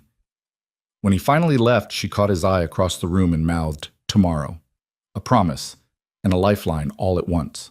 The drive back to Maple Falls gave him too much time to think, to question what he was doing, to wonder if inviting a billionaire CEO into his modest life was setting himself up for heartbreak, or humiliation, or both. By the time he picked up Jamie from Beth's house, he'd talked himself into and out of canceling at least a dozen times. So, Beth said as Jamie ran to get his backpack, how was the funeral? Sad. Heavy. Exactly what you'd expect. And Vivian? She's coming tomorrow, to meet Jamie. Beth's eyebrows shot up. That was fast. Is it? I don't know. I don't know what I'm doing here, Beth. She lives in a completely different world. What am I thinking bringing her into mine? You're thinking that you like her and she likes you and life is too short to let fear make all your decisions. Sound familiar? Pretty sure you said something similar to me when I was scared to go back to school after the divorce. That's different. It's really not. She pulled him into a quick hug. Stop overthinking, let tomorrow happen, and see where it goes. You deserve this, Ethan. You deserve to feel something good. Jamie was abnormally excited that evening, bouncing off the walls with anticipation about meeting the helicopter lady. Ethan tried to manage his expectations, explaining that Vivian was just a person who'd been in an accident, not a superhero, but Jamie's imagination had already run away with the story. "Does she have a scar from the crash?" Jamie asked at dinner. "Probably, but it's not polite to ask about people's scars." "Why not?" "Because sometimes scars come from painful experiences people don't want to talk about." Jamie considered this with the seriousness he brought to all new social rules. "Okay, I won't ask about scars, but can I ask about the helicopter?" "You can ask about the helicopter." "And the snow?" "And the snow." "And if she was scared?" "That one's trickier. You can ask, but if she doesn't want to answer, you have to respect that. Deal?" "Deal." That night, after Jamie was finally asleep, Ethan found himself cleaning his house with an intensity that bordered on manic. He scrubbed counters that were already clean, organized bookshelves that didn't need organizing, picked up toys that would be scattered again within 5 minutes of Jamie waking up. Nervous energy, he recognized, the physical manifestation of anxiety about tomorrow. His house was small but comfortable, a 3-bedroom ranch he'd bought with Sarah when they were young and optimistic about their future. It had good bones, as he liked to say, and he'd spent years slowly improving it, refinishing the hardwood floors, updating the kitchen cabinets, building custom bookshelves in the living room. It was a craftsman's house, made beautiful through attention to detail rather than expensive materials. But tomorrow Vivian Cross, who probably lived in a penthouse worth more than this entire neighborhood, would walk through his front door, and he couldn't shake the feeling that she'd see the gap between their worlds written in every modest fixture and secondhand piece of furniture. He was being ridiculous, he knew. Vivian had survived 2 nights in an abandoned cabin, sleeping on a dirt floor. She wasn't going to judge his house, but anxiety wasn't logical, and grief had taught him that fear often wore disguises, sometimes showing up as cleaning frenzies at midnight. Sunday morning arrived bright and cold, the kind of winter day that made everything look sharp and clear and slightly unreal. Jamie was up at 6, too excited to sleep, pestering Ethan with questions while they made pancakes for breakfast. "What kind of car does she drive? Is it fancy? Does it have buttons, or is it one of those touchscreen ones?" "I don't know, buddy. We'll find out when she gets here." "Do you think she'll like me?" The question stopped Ethan mid-flip, the vulnerability in his son's voice hitting him right in the chest. He set down the spatula and crouched to Jamie's eye level. "She's going to love you. How could she not? You're smart and funny and kind, and you ask excellent questions. Anyone would be lucky to meet you." "You have to say that. You're my dad." "I have to say it because it's true. Those are different things." Jamie seemed satisfied with this answer, though Ethan could see him working through his own nervous energy, the same anxiety that had kept Ethan up half the night now manifesting in a 7-year-old's fidgeting and repeated questions. At 9:45, Ethan found himself standing at the front window like a teenager waiting for prom, watching for an unfamiliar car. Jamie had changed his shirt 3 times and was currently wearing his favorite dinosaur t-shirt that was slightly too small and had a stain on the collar that wouldn't come out, no matter how many times Ethan washed it. "Should I change again?" Jamie asked, appearing at Ethan's elbow. "You look perfect. She's going to love the dinosaur shirt." "You don't know that. I know that anyone who doesn't appreciate a good T-Rex is someone whose opinion doesn't matter." At precisely 10 o'clock, a car pulled into the driveway. Not the SUV Ethan had expected, not some luxury vehicle that cost more than his annual salary, but a modest sedan, the kind someone might rent when they didn't want to attract attention. Vivian emerged wearing jeans and a sweater, her arm still in a brace, but otherwise looking more relaxed than he'd seen her since the hospital. Jamie pressed his face against the window. "She's here, Dad, she's here." "I can see that. Remember what we talked about. Be polite, don't ask about scars, and if she seems tired or uncomfortable, we give her space. Got it?" "Got it!"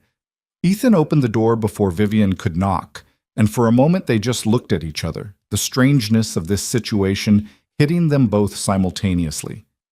Here, in the mundane light of a Sunday morning, away from helicopters and hospitals and funeral chapels, they were just 2 people trying to figure out what the connection forged in crisis might mean in normal life. "Hi," Vivian said, and her smile was genuine if slightly uncertain. "Hi, come in. Welcome to Chaos Central." She stepped inside and Ethan watched her take in the house. The worn but clean furniture, the photographs covering the mantel, the evidence of child and single father everywhere from the shoes by the door to the Star Wars poster in the hallway. If she was judging, he couldn't see it in her expression. "You must be Jamie," she said, turning her attention to where Jamie was half hiding behind Ethan's leg, suddenly shy despite all his earlier enthusiasm. "I'm Jamie," he confirmed. "You're the helicopter lady." "I am, though I prefer Vivian, if that's okay with you." "Did it hurt, the crash?" "Jamie," Ethan warned gently. "No, it's fine." Vivian crouched down to Jamie's eye level, wincing slightly as the movement pulled at her still healing injuries. "It did hurt, quite a bit. But your dad helped me, and the doctors fixed me up, and now I'm getting better every day." "Dad says you were really brave." "Your dad is the one who was brave. I was mostly just scared and cold and grateful he found me." Jamie seemed to accept this, his natural curiosity overcoming his shyness. "Do you want to see my room? I have a dinosaur collection." Vivian glanced at Ethan, who shrugged with a smile that said, "I warned you." She turned back to Jamie. "I would love to see your dinosaur collection." Jamie grabbed her good hand and pulled her down the hallway, talking a mile a minute about the difference between herbivores and carnivores, about his favorite dinosaurs and why velociraptors were better than T-Rexes even though T-Rexes were bigger. Ethan followed, watching Vivian navigate his son's enthusiasm with genuine interest rather than polite tolerance. His room was exactly what you'd expect from a 7-year-old obsessed with paleontology. Plastic dinosaurs covering every surface, posters of prehistoric creatures on the walls, books about fossils stacked haphazardly on the nightstand. Jamie launched into a detailed explanation of each dinosaur's characteristics, and Vivian listened with the same focus Ethan imagined she brought to board meetings. "This is Archaeopteryx," Jamie said, holding up a small plastic figure. "It's not technically a dinosaur.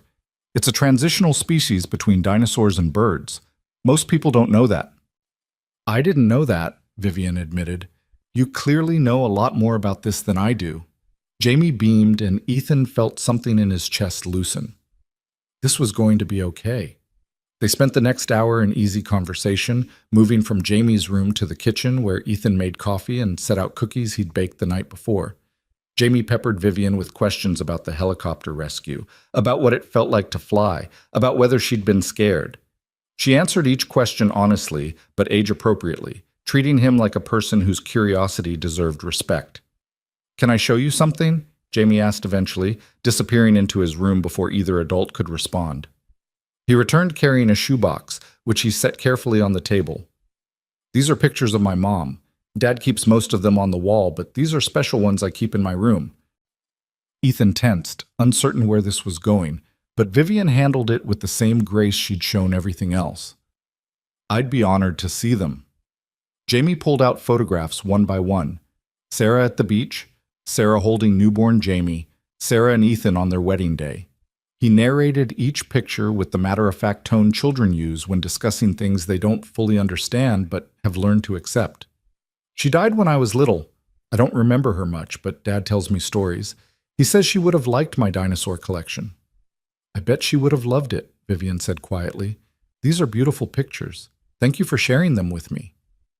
"Dad says it's important to remember people even when they're gone, so they don't disappear completely." Vivian's eyes met Ethan's over Jamie's head, and he saw understanding there, recognition of grief as something more than abstract concept. "Your dad is very wise."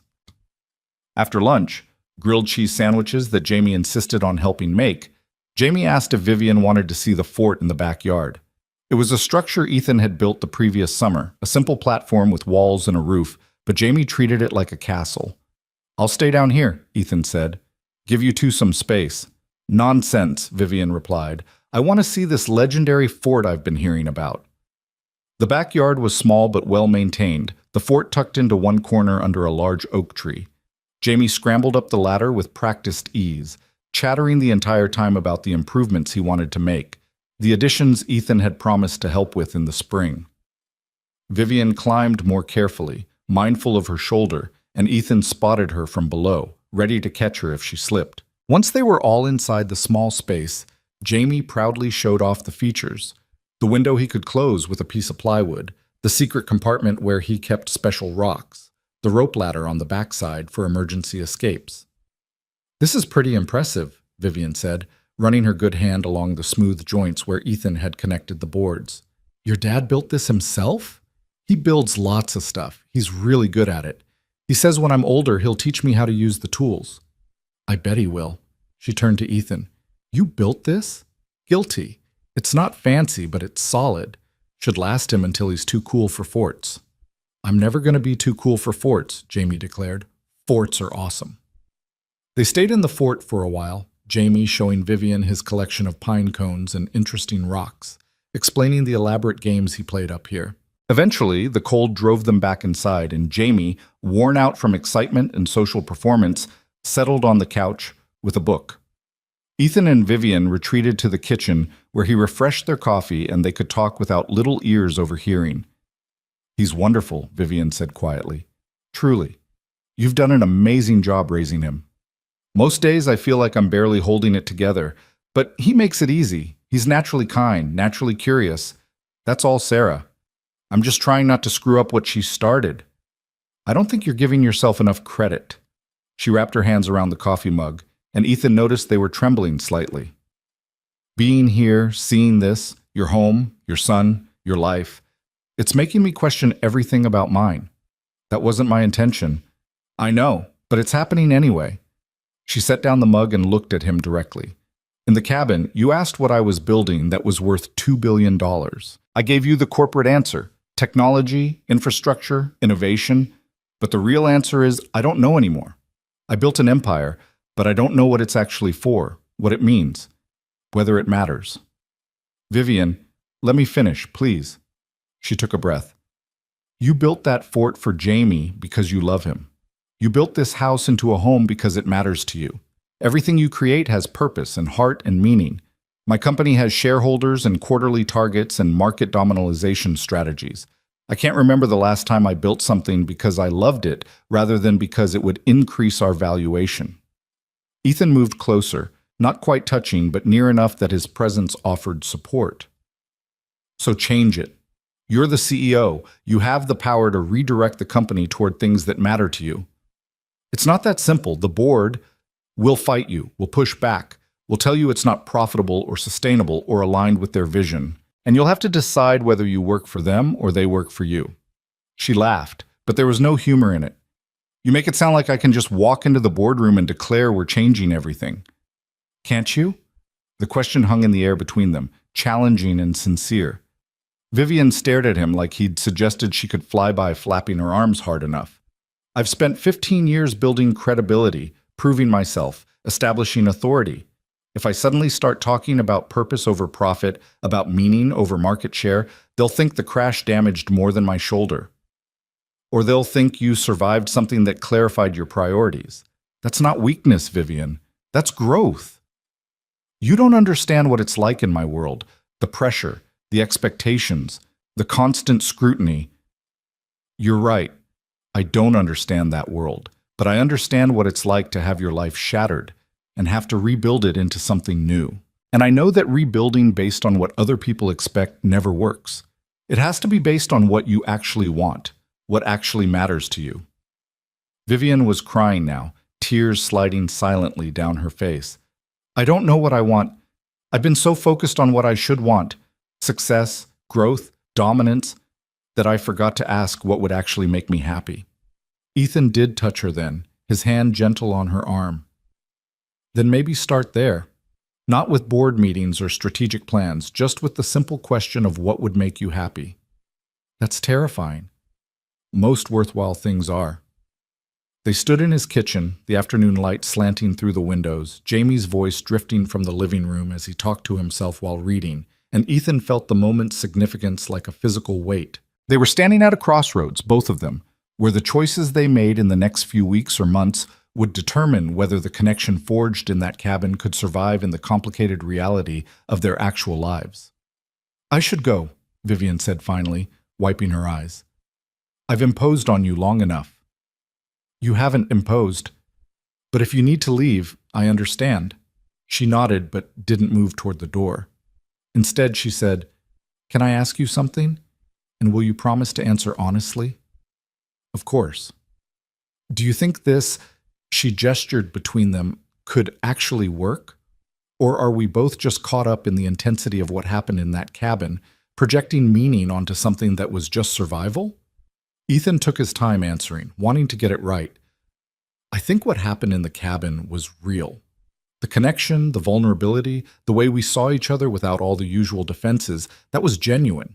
But you're right that it existed in a bubble, outside normal life. Whether it can survive your world and mine, whether we can find common ground when we're not fighting to stay alive, I don't know, but I'd like to find out. If you would." "I would, but I don't know how. Our lives are so different." "Then we figure it out, one decision at a time, remember? You don't have to solve everything today." She smiled through her tears. "You're very patient with me. You survived a car crash and 2 nights in freezing temperatures. I think you're entitled to need some time to process everything." They said goodbye at the door, Jamie giving Vivian an enthusiastic hug that she returned with her good arm. As she drove away, Jamie turned to Ethan with a very serious expression. "I like her, Dad. She's nice. And she listened to all my dinosaur facts without getting bored." "I like her too, buddy. Are you going to marry her?" The question was so sudden, so innocent and direct in the way only children could be, that Ethan actually laughed. "I don't think we're quite there yet. We're just getting to know each other. But you could marry her, if you wanted. I wouldn't mind." Ethan pulled his son into a hug, overwhelmed by the generosity of that statement, by the evidence that Jamie was healing too, becoming someone who could imagine their family expanding rather than remaining frozen in grief. "Thank you for saying that. It means a lot." That night, after Jamie was asleep, Ethan's phone buzzed with a text from an unfamiliar number. It was Vivian. "Thank you for today, for letting me into your world, for not making it weird or complicated. Jamie is extraordinary, and seeing how you've built a life that centers love and purpose rather than achievement and acquisition was exactly what I needed. I'm not sure what comes next, but I wanted you to know that today mattered, more than I can adequately express. V." Ethan stared at the message for a long time before responding. "Today mattered to me too. Take the time you need to figure things out. I'm not going anywhere. E." Her response came quickly. "That might be the kindest thing anyone's ever said to me." "Then you've definitely been spending time with the wrong people." "Clearly, I'm working on that." They texted back and forth for another hour, the conversation flowing easily, covering everything from Jamie's dinosaur obsession to Vivian's upcoming board meeting to whether pineapple belonged on pizza. It was normal and comfortable and felt like the beginning of something real rather than the echo of something that had already ended. When Ethan finally put down his phone and went to bed, he felt something he hadn't experienced in 5 years: hope. Not the desperate, grasping hope that came from wanting to change the past, but the quiet, steady hope that came from believing the future might hold something good, something worth the risk of opening his heart again. The weeks that followed developed their own rhythm, something neither Ethan nor Vivian had anticipated but both found themselves needing. They texted daily, sometimes about nothing important: the weather, something funny Jamie had said, a frustration at work, and sometimes about everything that mattered. Vivian was slowly returning to her company, not with the 80-hour weeks and relentless drive that had defined her before, but with a deliberation that seemed to unsettle her board as much as it clarified her own thinking. She called on a Wednesday evening, 3 weeks after her visit to Maple Falls, and Ethan could hear the exhaustion in her voice even through the phone. "I did something today that terrified me," she said without preamble. Ethan was helping Jamie with math homework at the kitchen table, but he stood and moved to the living room, giving himself privacy. "What happened?" "I told the board I wanted to redirect 30% of our resources toward projects that prioritize social impact over immediate profitability. Infrastructure for underserved communities, educational technology for rural schools, environmental monitoring systems for cities that can't afford enterprise solutions." She laughed, but it sounded shaky. "You should have seen their faces. Like I'd suggested we light money on fire." "How did they respond?" Michael, he's the chairman, accused me of having a psychological break from the trauma. Said I was making emotional decisions that would destroy shareholder value. 3 other board members agreed with him. Only 2 supported me, and I think one of them was just being polite. Ethan could hear the pain underneath her words, the vulnerability of putting herself out there and being rejected.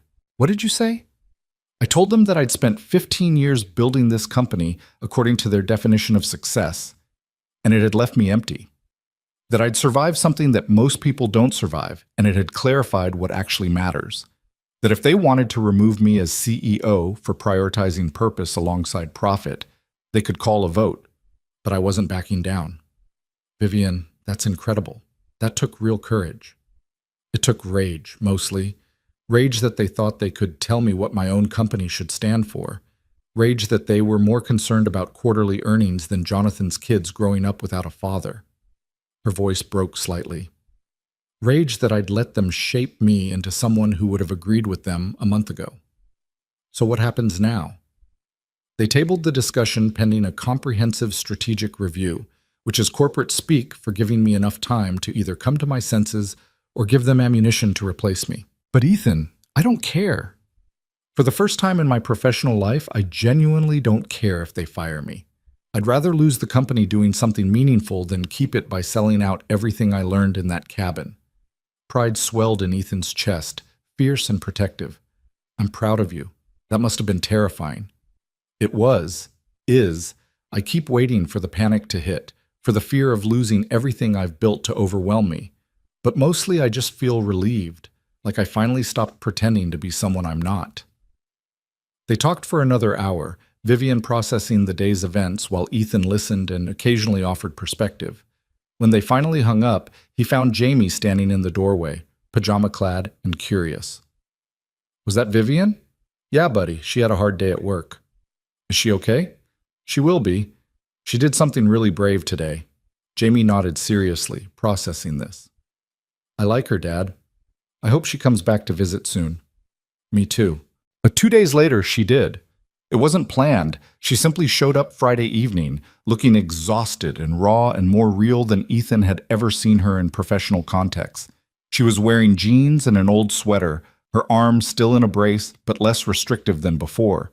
And when Jamie opened the door and launched himself at her with a delighted shout, she caught him with her good arm and held on like he was a life raft. I needed to see you both, she said over Jamie's head, her eyes meeting Ethan's. Is that okay? I should have called first, but I just got in the car and started driving, and suddenly I was here. It's more than okay, Ethan assured her. We were just about to order pizza. You're welcome to stay. She did stay, through pizza and a movie that Jamie insisted she had to watch. Through his bedtime routine where he asked her to help read his dinosaur encyclopedia. She handled it all with genuine engagement, asking questions and listening to answers. And Ethan watched his son fall a little bit in love with her, watched the easy way they interacted, and felt something in his chest that was equal parts hope and terror. After Jamie was finally asleep, they sat on Ethan's back porch with coffee and blankets. The February night cold but clear, stars visible in a way they never were in Seattle. I'm sorry for just showing up, Vivian said. That was presumptuous.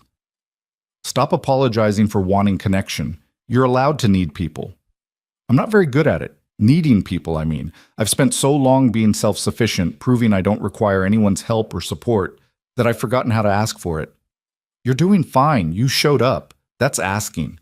She turned to look at him, and in the porch light he could see tear tracks on her face. The board is going to force me out. Michael made that clear in a private conversation today. They're building a case that I'm psychologically unfit to lead due to the trauma from the accident. They'll offer me a generous severance, keep me on as a figurehead if I want, but they're taking operational control. I'm sorry, they can't do that, can they? They can and they will. I have shares, but not enough to override a unified board vote, and they're unified on this. They think I've lost my mind, that prioritizing social impact is financial suicide, that I'm letting emotions override business sense. What are you going to do? Vivian was quiet for a long moment, staring up at the stars. I'm going to let them have it. The company, the control. The whole empire I spent 15 years building. I'm going to take the severance, sign the agreements, and walk away. Ethan's first instinct was to argue, to tell her to fight, but something in her expression stopped him. "You've already decided this." "I decided it while watching Jamie fall asleep tonight, watching him trust me to read to him, to be part of his bedtime routine, to matter in his life in some small way. And I realized that everything I've been fighting for, the company, the control, the validation of being right, none of it matters as much as this, as being here, as building something real instead of just profitable. Vivian, you don't have to choose between your company and—" He gestured vaguely between them. "This, whatever this is. I'm not choosing between the company and you. I'm choosing between who I've been and who I want to become. The company was built by someone who thought worth was measured in market share and success meant domination. I don't want to be that person anymore. The accident, the cabin, Jonathan's death, meeting you and Jamie, all of it showed me there's a different way to live. A better way." "What will you do if you walk away from Cross Industries?" She smiled, and it was the first time Ethan had seen genuine peace on her face. "I don't know.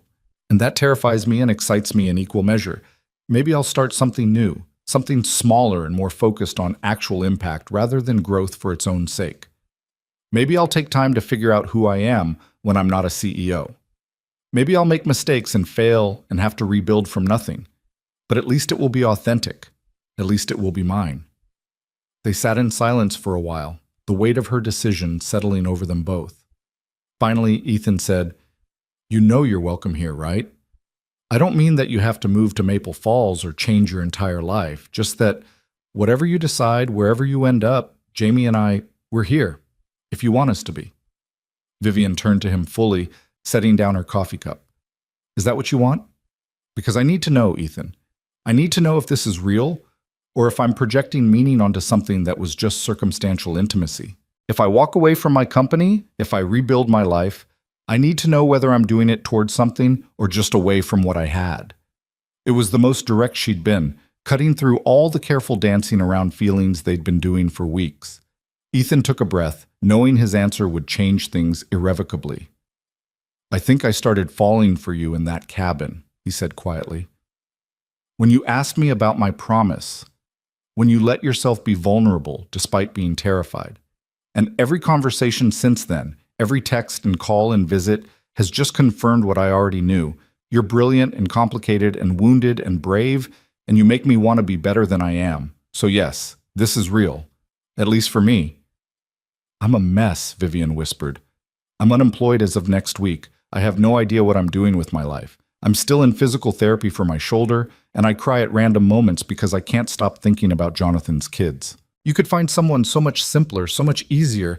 I don't want simple. I had simple and easy with Sarah, and it was beautiful and perfect. And it ended with her under the ice while I stood there frozen. You're not simple, and you're not easy, but you're real. You're here. And you're choosing to be here even though it scares you, which is braver than anything I've ever done." She kissed him then, leaning across the space between their chairs, her good hand cupping his face. And it was nothing like the desperate sharing of warmth in the cabin. This was choice and intention and the conscious decision to be vulnerable with another person. When they broke apart, both of them were crying. "I'm staying tonight," Vivian said. "Not in your bed, not yet, but here, in this house, with you and Jamie. I need to know what it feels like to wake up here, to have breakfast with you both, to see if this could actually be my life. The guest room is yours for as long as you want it." She did stay, and when morning came and Jamie discovered Vivian making pancakes in the kitchen, his delighted shriek probably woke half the neighborhood. They spent Saturday together as something almost like a family. Breakfast, a walk in the woods near Ethan's house, lunch at the local diner where everyone knew Ethan and was clearly curious about the elegant woman with him. Vivian handled the small-town attention with grace, answering questions about how she knew Ethan with a simple, "He saved my life," that was both true and insufficient. That evening, after Jamie was in bed, they talked seriously about logistics and reality. Vivian's severance package was being finalized, a sum large enough that she'd never have to work again if she didn't want to. She had an apartment in Seattle she was planning to sell. Too many memories of who she'd been living in those expensive walls. She wanted something different, something smaller, though she wasn't sure yet where. Maple Falls has a rental market, Ethan offered carefully. Not fancy, but functional. If you wanted to be close while you figured things out. I don't want to impose on your life, on Jamie's routine. You two have something good here, and I don't want to disrupt it. You're not disrupting. You're adding to it. There's a difference. Over the next month, Vivian did move to Maple Falls, renting a small house on the other side of town. It wasn't a commitment to permanence, they both agreed, just an experiment to see if proximity could work, if what they'd built could survive the mundane reality of actual life together. She started seeing a therapist who specialized in trauma, working through the accident and Jonathan's death and the complicated grief of losing an identity she'd worn for 15 years. She spent time with Jamie, becoming a fixture in his life in small, steady ways, attending his school play, helping with science projects, teaching him basic coding because she couldn't help being who she was even when she was trying to change. And slowly, carefully, she and Ethan built something real. They had dinner together most nights, sometimes at his house, sometimes at hers. They navigated the awkwardness of Jamie's questions about whether Vivian was Ethan's girlfriend, ultimately settling on honest answers that, yes, they cared about each other and were seeing where it might go. They had their first real fight about whether Jamie needed more structure in his after-school routine, Vivian's default to optimization clashing with Ethan's more relaxed parenting style, and they worked through it with the kind of honest communication that felt terrifying and necessary. 3 months after the accident, on a mild April evening, Vivian showed up at Ethan's house with news that she was vibrating with excitement to share. She'd been working with a small team of former cross-industries engineers who'd followed her out the door, developing a nonprofit focused on exactly the kind of social impact work the board had rejected. They had seed funding from her severance, partnerships with 3 school districts, and a mission statement that prioritized purpose over profit in ways that would have horrified her former self. It's tiny compared to Cross Industries, she told Ethan and Jamie over dinner. We're talking a team of 6 people working out of a shared office space. But it's mine. It's meaningful, and I wake up excited to work on it instead of dreading another day of maximizing shareholder value. That's amazing, Ethan said, and meant it. I'm proud of you. I couldn't have done it without the cabin, Vivian said quietly. Without you showing me that there was a different way to measure worth. That building something with heart mattered more than building something big. Jamie, who'd been listening with the serious attention he brought to adult conversations he found interesting, spoke up. Does this mean you're staying in Maple Falls? Vivian glanced at Ethan before answering. Would you like me to stay? Yes, definitely, yes. You're good at helping with homework, and you let me explain dinosaurs without getting bored, and you make Dad smile more than he used to. Then I'm staying, Vivian said, her voice thick with emotion. If that's okay with your dad. More than okay, Ethan confirmed, reaching across the table to take her hand. 6 months after the accident, on an August evening warm enough to sit outside without blankets, Vivian and Ethan found themselves back on his porch, the same space where she'd told him about leaving her company. But now there was a comfort between them, the ease of people who'd chosen each other repeatedly and were still choosing. I met with Jonathan's wife today, Vivian said. She invited me to lunch, wanted to update me on how she and the kids were doing. How are they? Surviving, like all of us, I guess. She's going back to work part-time, the kids are in counseling, they're making it work day by day. She said something that stuck with me, though. She said Jonathan would have been proud of what I'm doing now, that he always believed I was capable of more than quarterly earnings reports. He was right. Maybe. I'm still figuring it out. She leaned against Ethan's shoulder and he wrapped his arm around her. Some days I miss the simplicity of my old life. The clear metrics for success, the straightforward goals, and then I have dinner with you and Jamie, or I see one of our prototypes working in a classroom that couldn't afford technology before, and I remember why I walked away. No regrets? So many regrets. But not about this. Not about choosing meaning over money, or you over solitude, or this life over the one I had. She paused. I've been thinking about something. A question I want to ask, but I'm terrified of the answer. Ethan's heart rate picked up. Ask. Do you think there's room in this family for me? Not as a visitor or a girlfriend who lives across town, but as someone permanent, someone who stays. He turned to face her fully, taking both her hands in his. Vivian, you've been part of this family since Jamie asked if you liked his dinosaur collection, and you spent an hour listening to him explain the difference between the Jurassic and Cretaceous periods. The question isn't whether there's room. The question is whether you're ready to commit to the chaos and mundanity and beautiful ordinariness of life with us. I'm ready. I'm terrified, but I'm ready. Then move in with us. Not next month or next year. Now. Bring your therapist appointments and your nonprofit work and your terrible habit of organizing things that don't need organizing. Bring all of it, all of you, and let's build something together. She was crying again, but this time the tears felt like release rather than grief. Jamie might have opinions about this.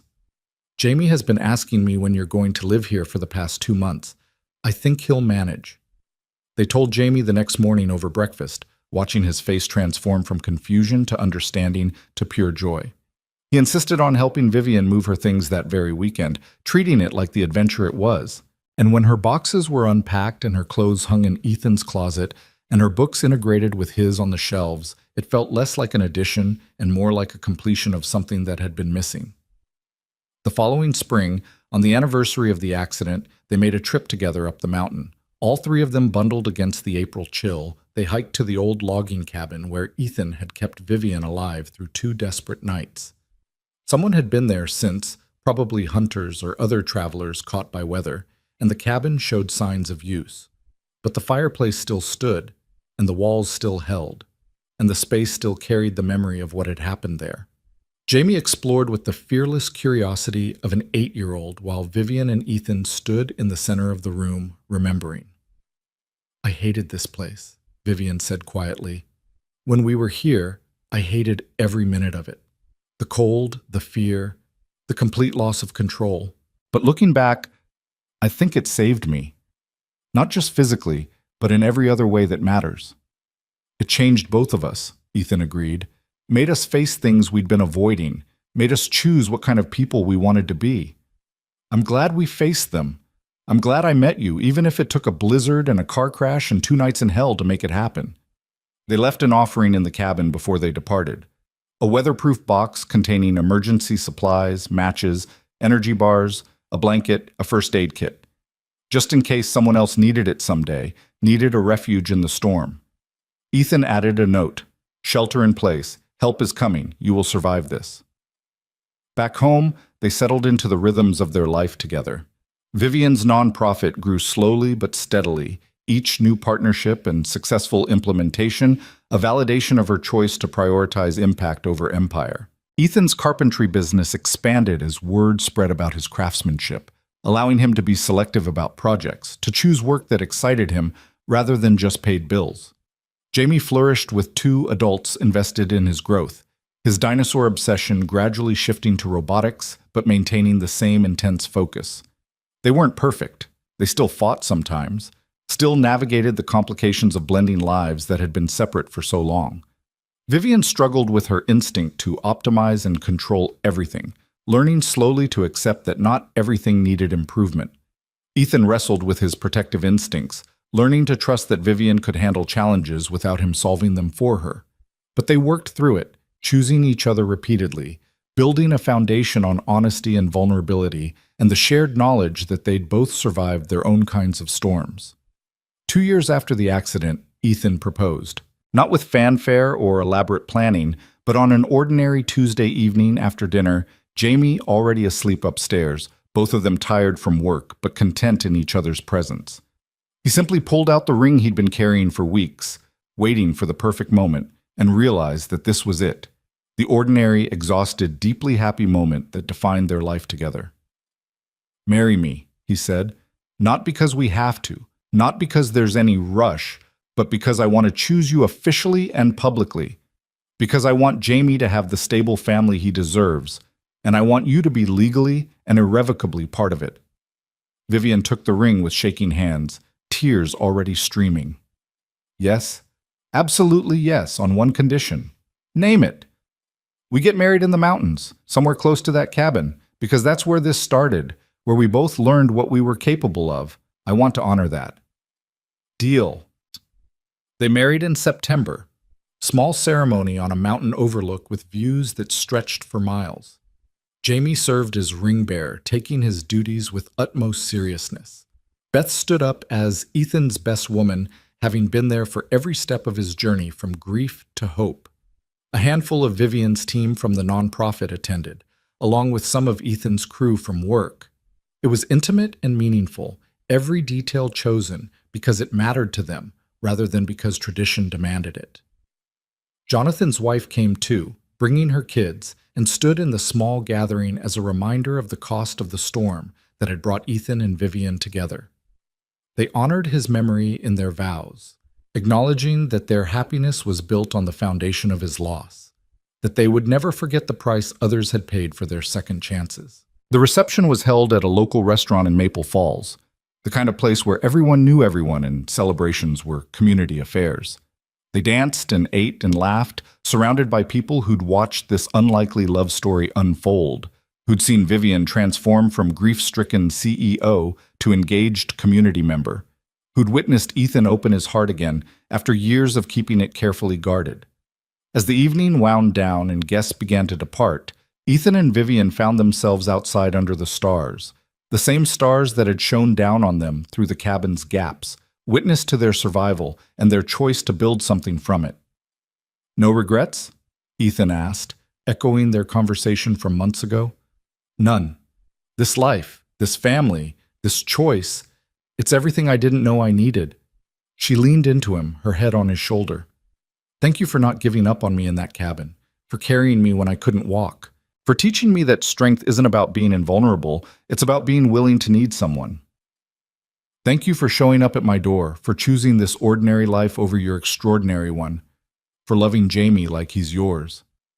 He is mine. You both are.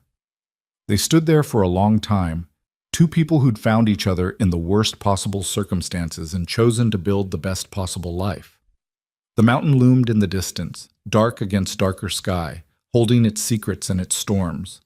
But they'd survived those storms, learned from them, been transformed by them. And now they had something more valuable than any empire or achievement. They had each other, and they had a future built on choice and commitment and the stubborn refusal to let fear make their decisions. Inside, through the restaurant windows, they could see Jamie showing off his new robotics project to anyone who'd listen, his face animated with enthusiasm, completely secure in the knowledge that he was loved and valued and part of something bigger than himself. He caught sight of Ethan and Vivian through the window and waved enthusiastically, beckoning them back inside. Our son is summoning us, Vivian said with a smile. Our son, Ethan repeated, loving the sound of it. Let's go. They walked back inside together, leaving the stars and the mountain behind, choosing the warmth and light and love of the life they'd built. The blizzard had passed long ago, but what it had revealed, the strength they possessed, the connection they'd forged, the capacity they had for rebuilding from ruins, that remained. And it was enough. More than enough. It was everything.